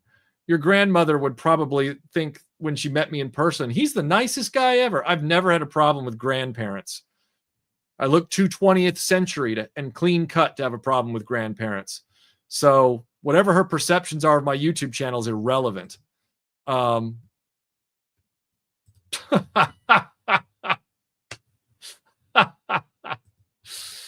God. Let's see. Damn right we do. Damn right. Thank you, sir. Thank you. Well, you know what I've found, Christopher? I had a recent conversation with somebody about this. It's amazing to me. There is this pocket, this generational pocket. I feel like the generation should actually be broken into like 6 or 7 year spans, not the 15-year spans that we often see, because I find that while Gen Zers have a very different like view of the world, when it comes to Gen Zers in the toy space, I haven't found them to be all that sensitive. Like I haven't found them to be all that, whatever. What I have found is that Gen Xers, all generations have their problems. All right. So especially on social media. So like Gen Xers, our problems in our population are there is a preponderance in Gen X for massive assholes and people who are just terminally pedantic. Like their want to play gotcha is insufferable. Like it can be really bad. All right. So like that's their problem.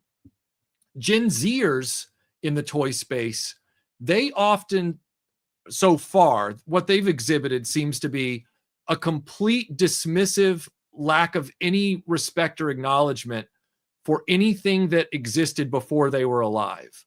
So they lack a lot of curiosity. Like a lot of them don't have any curiosity in older things or older movies or older, stuff. And I'm not saying when we're talking about generations, don't take yourself into account and say, don't take yourself into account and say, I'm not like that. Because I'm not talking about individuals. Like generations are defined by the predominant character of the generation, not the individuals themselves, right? So what I've seen so far is Gen Zers tend to be very dismissive of anything that existed before they were alive. Like, by and large, they don't care about the versions of Batman that were from before they were born. All they care about, and the only thing they give credibility to, is what has existed since they were alive. But there's this pocket of, I would call them early millennials. The late millennials have their own thing going on, but early millennials, what I call the Burton pocket, meaning they were the Batman 89 generation. All right. That the Ninja Turtles and the Batman 89 thing, the Captain Planet generation. They seem to be the ones that get real sensitive real quick. And they're the ones that do the thing like, I think you're being a little too harsh, or to be fair, or, I feel like, you're being hostile with me. Like that kind of stuff. Like that seems to be their wheelhouse. That seems to be their fallacy. So like what I've observed over 12 years on pop culture social media, Gen X, like aggressive assholes when they're extreme, okay, and very pedantic, right? When they've decided that they're they're gonna go in hard on somebody, they go pedantic, and they play gotcha, and they go full asshole. Gen Z, they're not wimps, but they just don't care about anything that happened before them. There's no credibility, no interest, nothing. Like they would be the kids in Ricky Bobby that would throw grandpa's war medals in the river. Like that, they would be those kids. Like Gen Zers are the ones that would throw grandpa's war medals in the river. All right. Millennials, they're the ones that, are really bad about wanting everybody to talk to them like it's a Ronald McDonald commercial on a Saturday morning cartoon block. Like they just want everybody to just be this ball of feels. And when they're not, they assume that everybody's like super harsh. And it's like, no, you don't want to see harsh. You wouldn't survive harsh. Like I had a guy, I can't remember if it was on a live stream recently in the live chat, or it might have been a comment I got. But he was talking about, I had done the Ninja Scroll video. And even though I was super complimentary of Ninja Scroll, he thought that he was so sensitive to the few criticisms I had that he basically went at me like I was trashing his golden calf. And he was telling me how mean I was and how vicious. He called it vicious. That's the word he used, was vicious. And I said, you think my Ninja Scroll review is vicious? I'm like, fair warning, you won't survive my Evangelion review. You will not survive it. You won't be able to handle it. And that's how these types tend to come across. It's been a very interesting journey to kind of see these patterns in the jungle, the generational patterns. And they're not generation spans. Like I said, latter half millennials, they're not like the Burton Pocket millennials. The Burton Pocket millennials have their own thing. And very similarly, early Gen Xers are very different from my latter half Gen Xers in many ways, because experiences were slightly different, but from my observations with my peers, those latter half Gen Xers, that's what I'm referring to when I talk about some of their worst behaviors.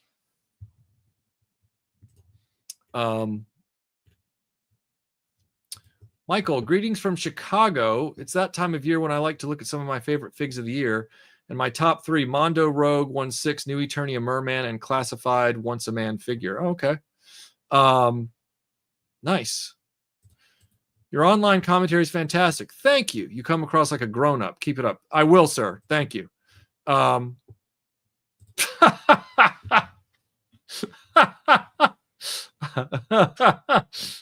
Damn right, Tim Hayes. Damn right. Oh, that's good stuff. Let's see here. I really love Stan Solo's figures, but how does he get around making them and Hasbro not shutting them down? Randall, why does everybody ask this question?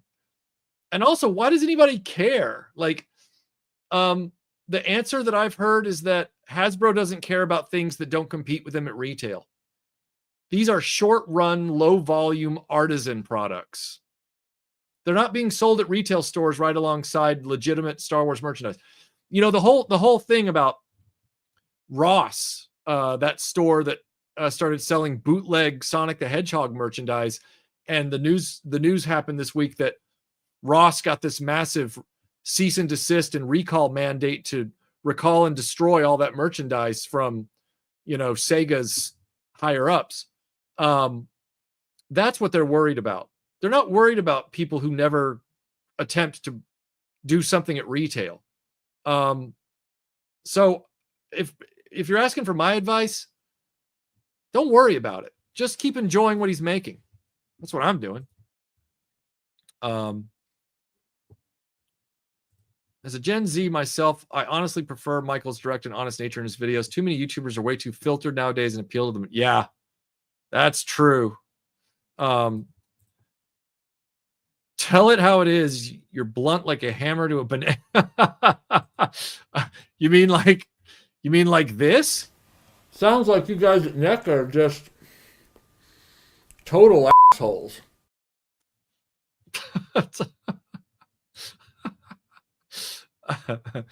Yeah, early Gen X is very different from late Gen X. Yep.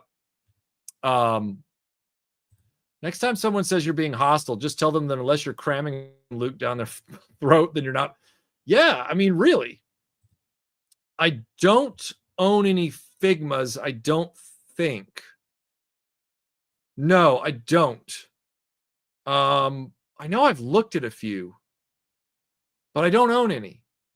I can't remember why I don't. It's probably because I kept buying stuff from other lines and stuff that I needed. Have you had the opportunity to check out the Votoms anime? I haven't. Is that an acronym or is that the name of the show? interested to know. Let's see. Cammy just was eating a chocolate bar. Very meth. Yeah, and that does get really annoying. I'll admit that gets really annoying for sure. Because like I don't go at people who don't start anything with me. I just try and give my take, unapologetic and unfiltered, and then I move on. And then people try to one up me and they try and call me out. And that gets annoying. And most of those I ignore. Like 95% of those over my YouTube existence I've ignored. But yeah, it does get old. I really feel like there should be a gen between early boomers and Gen X.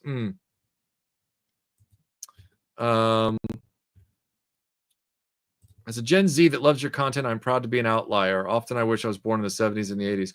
Well, that's great. I mean, there's always going to be people in every generation who are curious about the past. Look at the jacket I'm wearing. This is World War II.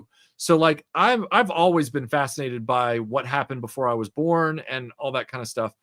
But we are a rarity generation to generation. Like people like you and I are anachronistic even within our own generation. There are too many people in Gen X that I've grown up with, who, meaning not literally with, but same age range and everything. They don't have any curiosity. They just want to live in the same 8 to 10 shows and movies that they've watched 1,000 times until they die. And it's like, that's pretty sad, but a lot of people are like that. So just be ready for people in your generation to look at you kind of weird when you express interest in older shit. I mean, but that's going to make you a more well-rounded person. So that's great. There's no disadvantage to knowing history. There's no disadvantage to being familiar with other things and things from before you were born and all that kind of stuff. But just be ready to have other people look at you crossways like it doesn't matter. And then just be willing to ignore them. Be ready to ignore them. Who voiced the vintage Action Man pull string toys? I have no idea. That's a Tony Roberts question. He's the Action Man guy. I have no idea what that answer would be. No idea. I'm Gen Z, born right in 2000. A lot of my interests come from my dad or some guy on YouTube called RetroBlasting. Well, I'm honored. Thank you. I really appreciate that. Hope that I still live up to everything that has come so far. Thank you. Have a good night, Christopher. Thanks for being here. I'm from 1984, and I'm 100% with your appreciation of not just the toy industry, but all society. Early millennial here. You take that back, Michael. I will not. I told you before when I started that whole thing, if you feel you're an exception to the rule, then you go ahead and be the exception to the rule. But generations are defined. Look, let me be brutal about this. World War II generation, the people that fought World War II, they're defined as the greatest generation, right? So the blanket statement is they were the greatest generation. But we know there were child molesters that were born into that generation. They weren't the greatest generation, even if they fought in World War II, because they were horrible people. So there are outliers in both the good and the bad outside what a generation is blanketed known for. So in your case, you might very well be the outlier to a typical, early millennial. And that's great. You might also be joking with me, but I don't know if you're joking with me. So if you're joking with me and pretending to be angry and thinking I'm too harsh, brilliant joke on you, and I'm with you. If you're not joking with me, then I want to point out that you're playing into the stereotype and acting like I'm being too hostile, which is also hilarious. But in the first version, I'm laughing with you. In the second version, I'm laughing at you. Either way, I'm laughing. So I appreciate it. But no, seriously, I think you're joking with me. So well done. Let's see. So funny to see adults complaining about stuff that not even 10-year-olds would complain about. And yet, Den Sense, you have just walked into such a common fallacy on social media. You are one of the biggest doofuses in the social media space because you've come in to leave the comment, I'm above all this, but you're watching this stream to the extent that you're taking the time to leave a comment. Therefore, you are not above the very thing you've just denigrated.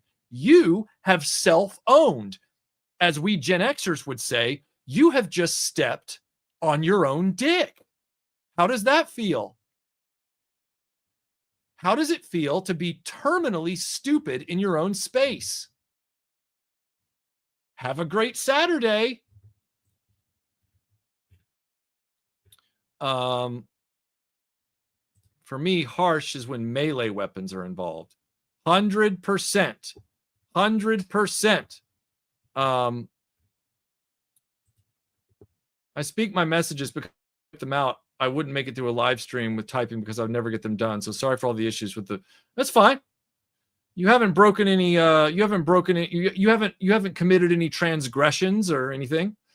I read. I've learned over 12 years to read mobile device speak pretty well. I like a lot of people. There's a lot of people in this chat who've known me for years and years and years, and they've never had any issue with me, and I've never had any issue with them. It's actually not hard to get along with people. It's hard to get along with certain kinds of people. Thank you, Hamlet Strategy. I appreciate that. Thank you so much. We don't tune in here for softy, Michael. Thank God. That would be very unfortunate.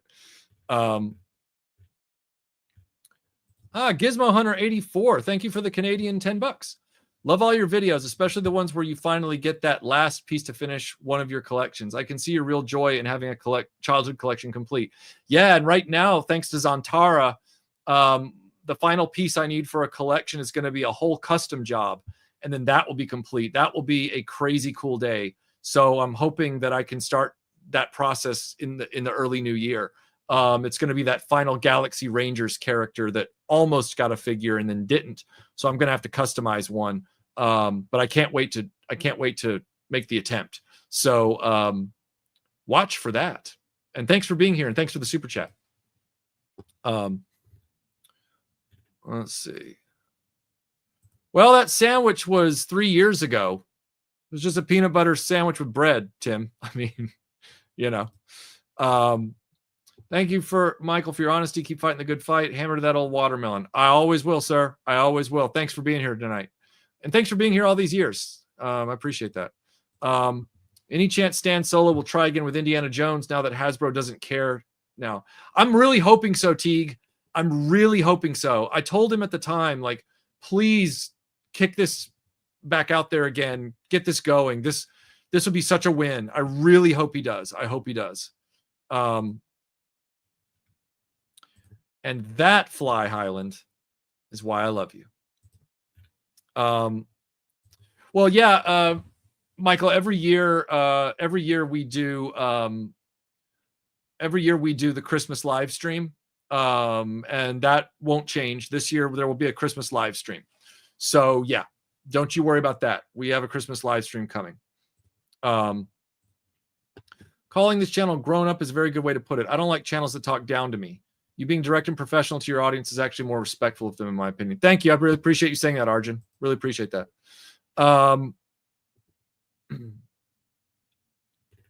You should watch Votoms. It's your thing for sure. Show ran from 83 to 84. Very gritty mecha anime. Oh, cool. That inspired Heavy Gear in the 90s. The original show is called Armored Trooper Votoms. I will check that out. Thank you. Matt, I would say you are... Aren't you like latter half millennials? Because you were like a grade schooler during the prequels. Do I have that right? I think that's right. Michael,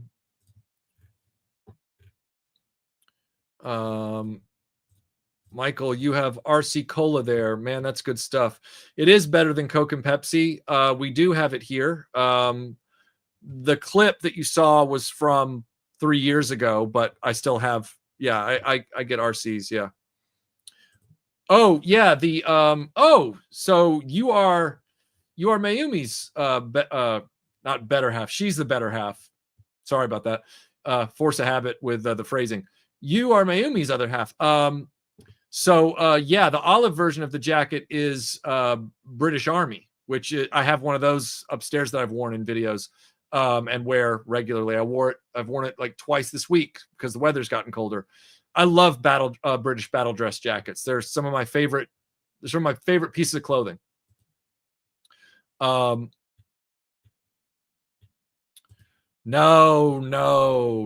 This is British RAF World War II. This is 1941 British early pattern battle dress.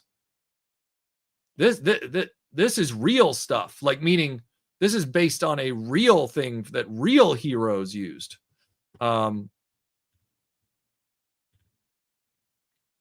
Let's see. A lot of Gen X tries to say 80s are the best. I like many 90s things just as much. I'm the same way. There's a lot of stuff I like in the 90s. A lot of stuff I like in the 70s. I don't fall into that generational trap of saying only my youth was the best, because I know the fundamental rule, which is you don't get to decide when you're born.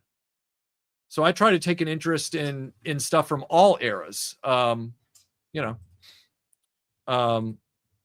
Michael, going back to your journalism career, I can relate very much. I left the field to become a history professor because I was struck by the low info nature of most newspaper sites. Yeah, it's real bad. Third grade reading level, and they're just chasing outrage, and controversy and stuff. And most of the times the publishers behind even the smaller regional papers have ulterior motives, which is what I discovered.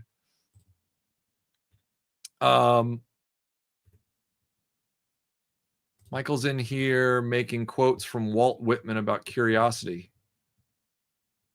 All right. I know who Walt Whitman is. I just don't know what exact quote I mentioned. And I don't know what this pinging is. So let me hit this for a second. There we go.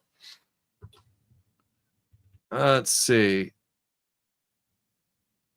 Randall says, being a history teacher is frustrating because this generation just wants to watch their phone, play crappy mobile games, and are TikTok addicts. No real interest in history unless it's a movie. Yeah, and even then they just enjoy it as an entertainment rather than looking into it further.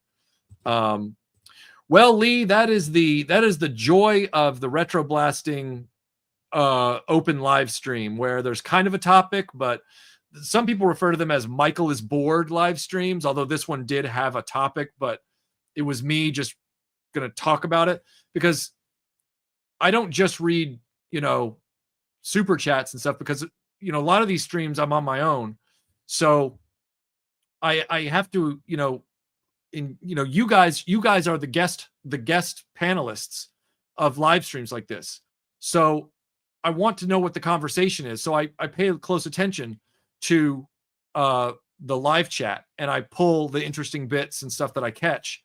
And that's what keeps the conversation going. So if you guys take me down a path on conversations like that, then I'll follow and I'll address the subject, and then after a few minutes it'll go back into something else. But that's after the main topic is over. So we've dealt with the NECA thing. We're gonna have to see how it plays out, and hopefully NECA will do right and back off these threats to their customers.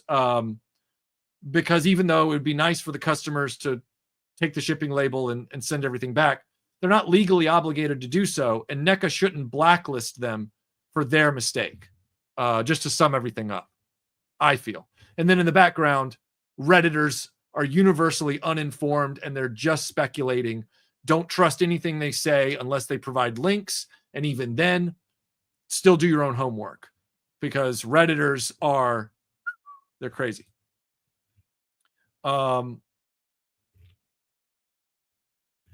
Let's see. Gonna skip down here a second. I was born in 1990. I have no idea what the hell my classification is, but I do like a lot of stuff from before my time. Some during my upbringing. Yeah, you're the kind of that middle millennial cusper, but you were still you were 9 years old when Phantom Menace came out. So that kind of puts you in the latter half of millennials, I would think.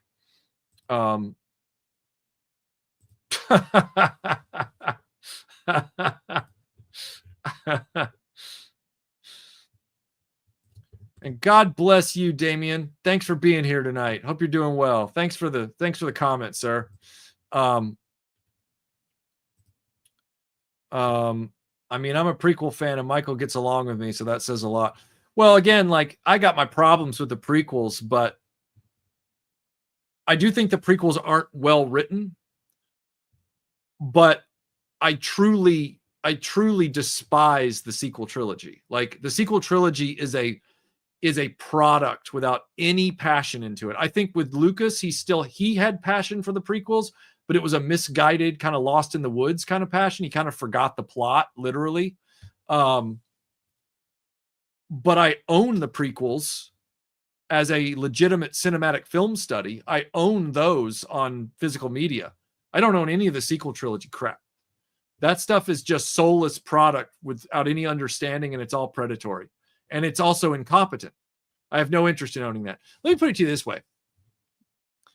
I purchased, unironically, Elvira's Haunted Hills with Richard O'Brien and Cassandra Peterson, Elvira, for my movie collection the other day because I felt it was about to go out of print and I wanted to get a Blu-ray.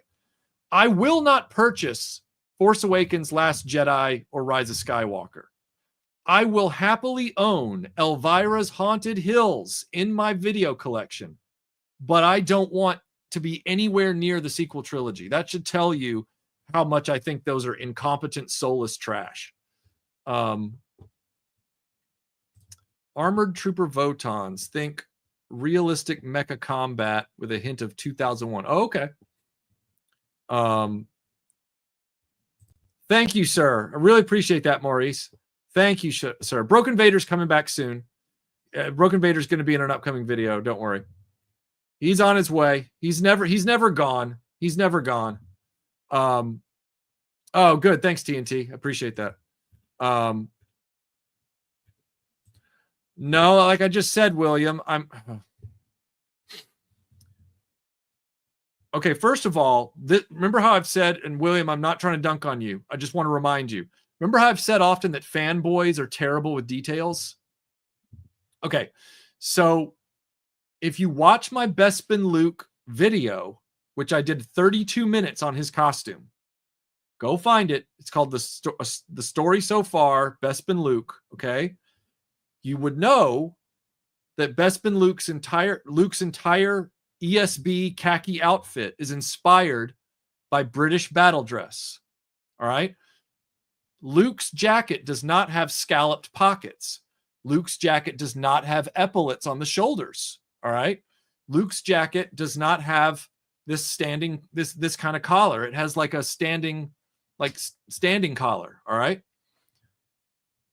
All that to say, okay, this jacket, as I said before, is a Royal Air Force World War II pilot's jacket, or air crew jacket. It is a RAF Royal Air Force World War II air crew jacket, known as battle dress.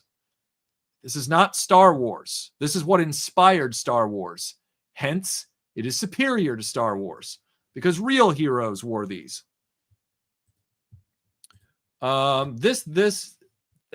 This. Thank you for the $10 super chat. It was the Nintendo Entertainment System that split us later Gen X from the first Gen Xers. Very true. And I still love the original black and white Twilight Zone. Yes, absolutely. Absolutely. 100%. I never got beaten by Michael. That's funny. I don't like spiders. Snakes, I don't want them in my house, but they don't like, I'm not phobic of them. I was more freaked out by the Temple of Doom bug tunnel. I'm more of like a fluttery insect, kind of like, they give me the heebie-jeebies. I was stationed at RAF Mildenhall. Did your parents ever take you to Air Fate? They took me to the big Duxford Air Show. I don't know if that's the same thing you're referring to, but I went to the Duxford, the big air show that they do every year. So, but yeah, I did go to that air show. I don't know if I ever went to Air Fate. Older Gen Xers. I'm 71. Don't seem to have the reverence for the Nintendo. Yeah, exactly. That's because of when you were born.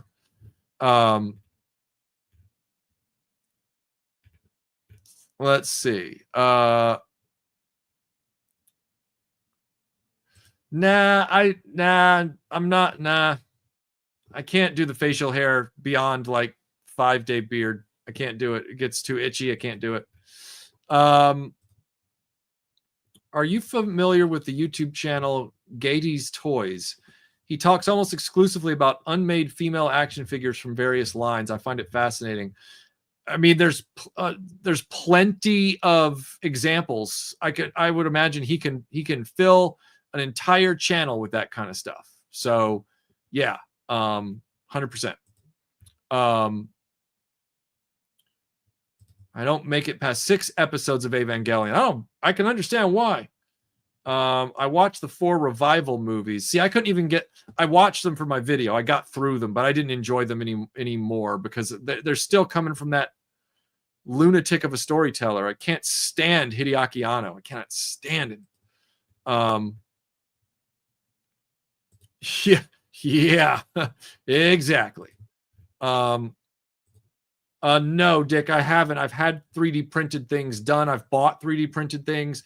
I don't have time to start investing. I don't have the time or money to start investing in a 3D printing operation. I just don't have the ability to do it. Because I would need to be designing my own stuff, which means I'd have to learn CAD and all that kind of stuff. And that's a whole principle that I also don't know or understand. So I'm in my lane. I'm trying to improve in my lane, competing with myself. I don't have time to do all that stuff.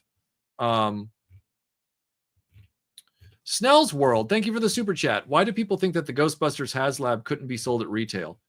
I think it's because they're just defending Hasbro at every turn.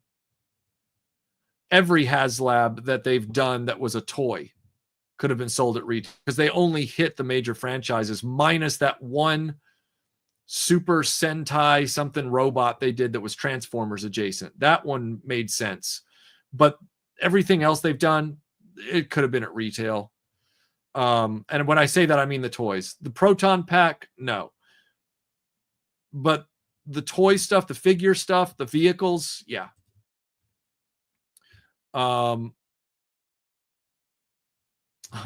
Michael doesn't need a members only jacket. He's in the entire club. He is the entire club.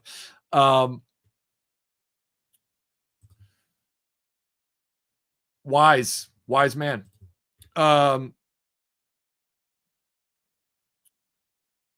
Let's see. Yeah, exactly, Scuba. Yeah, thanks for letting him know. I'm working on a giant Bespin set from somebody who did the 3D printing, and now I'm, doing the finishing work on it. Lio Convoy is here. Good evening, sir. Good to see you. Oh,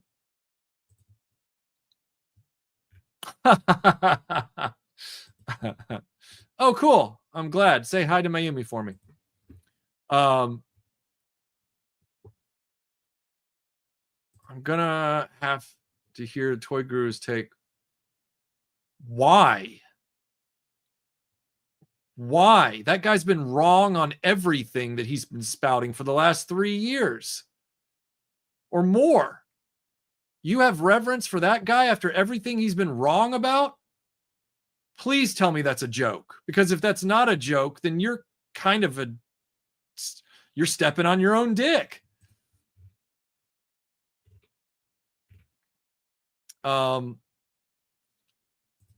Thanks for your latest Ghostbusters review. You're welcome. Motivated me to track down that. Good. I hope you enjoy it. Yeah, exactly. Stand your ground and wait them out. Exactly. In one of your early videos, you mentioned GoBot reboots. Have you seen the recent Machine Robo? I have. I haven't bought into them because I just don't feel I need to. But I have heard about them. Yeah. Thanks, Matt, for the super chat. I don't have a clever joke this time, so hi. Hey, man. Yeah, you're gonna have to go back to the beginning of the stream. You have to watch the replay. Okay, let me just jump here. I'm gonna have to jump ahead a little bit. Sorry. Patrick Burt, thank you for the super chat. Thank you very much. Very kind of you, sir. He says, I don't know you personally and hope to meet you one day. Your delivery on many topics are honest and entertaining. Thank you very much. Thanks for these great streams and for your hard work. You make us Gen Xers look good. I try, sir. I really try. And thanks again for being here as always. And thank you again for the very kind super chat. Thanks, Jesse. I appreciate that.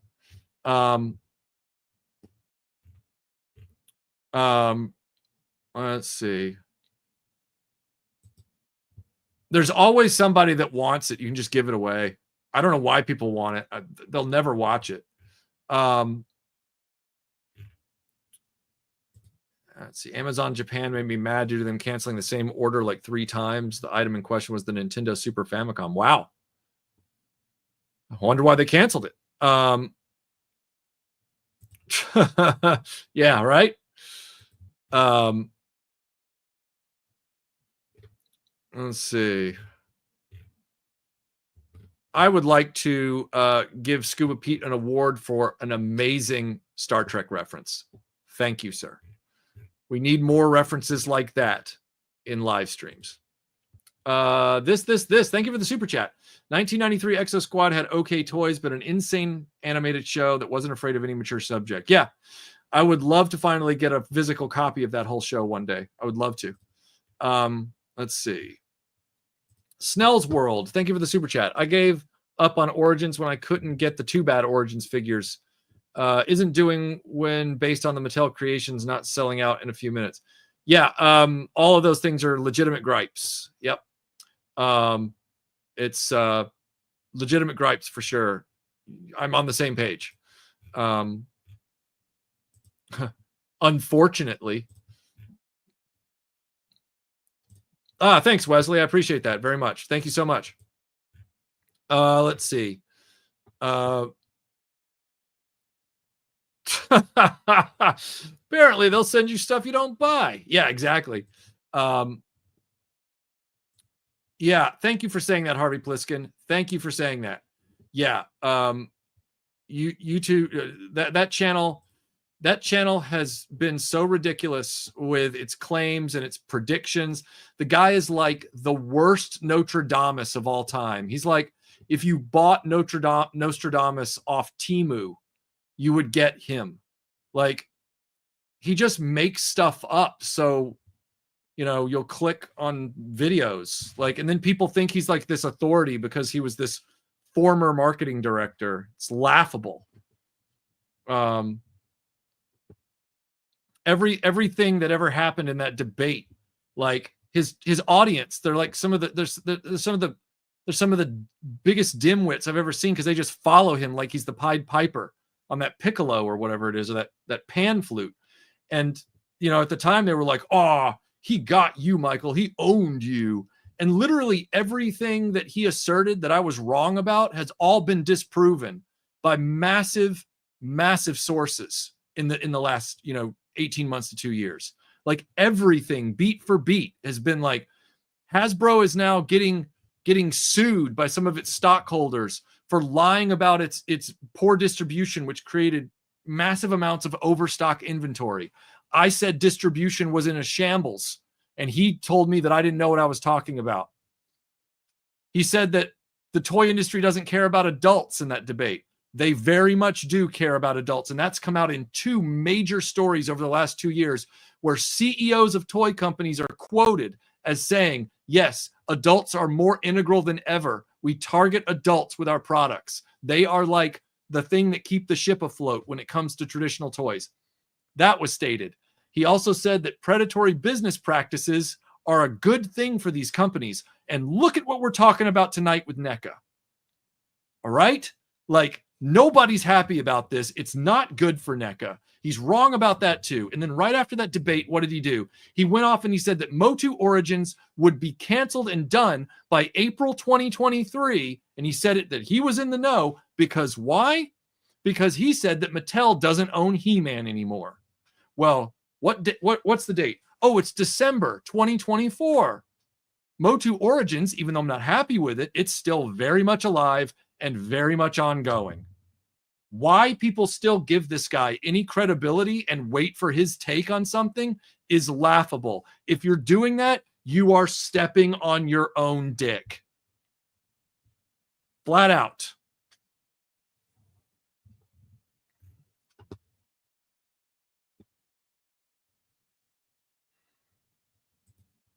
Congratulations.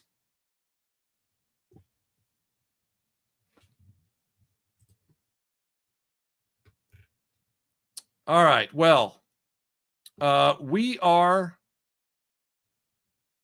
Oh, did she? Well, then I have a special video coming up. Thank you for letting me know, Crystal Clear. Thank you for letting me know.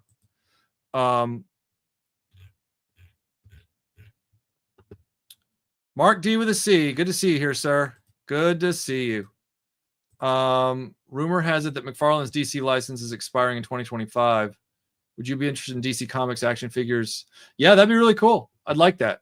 That'd be really great. Jada does a good job. All right, everyone. Well, we are at the 2-hour, 11-minute mark. And for everybody who's a patron who's watching, if I can get far enough on my next video about the Lego Lion Knights Castle tomorrow, I will try and do a Patreon hangout tomorrow. I didn't realize this went 45 minutes over the 90-minute mark. But seriously, I will be doing a Patreon hangout soon. So watch for that, patrons in the chat. Thank you to all my mods tonight for helping out. And thanks to everybody for being here to talk about this topic. I really greatly appreciate it. Everybody, seriously, like, have a great night. You know how to get in touch with me, most of you, if you need to, through all the various web portals, Instagram, Facebook, Twitter, all that stuff.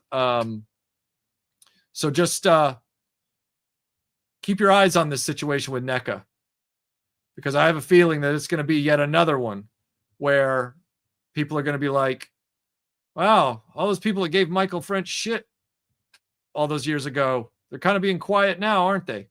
So, yeah. And that's not me bragging about me being a Nostradamus. That's me saying I looked at the facts. I saw what was the writing on the wall, literally. And I said, hey, have you guys seen this? And there's always going to be those people that try to run you out of the room and shut you up. Shh, don't talk about that. Just get excited for new figures. It's like, I don't think that should be a priority. So we'll see how this plays out. But in the meantime, if you want to keep the conversation going, for those of you on Patreon, you definitely know how to keep the conversation going. And thank you for supporting the Patreon. And for the rest of you, I'll see you on the next video. Thanks for being here tonight, everyone. I'll talk to you soon. And with that, I will end on this. Sounds like you guys at NECA are just total assholes.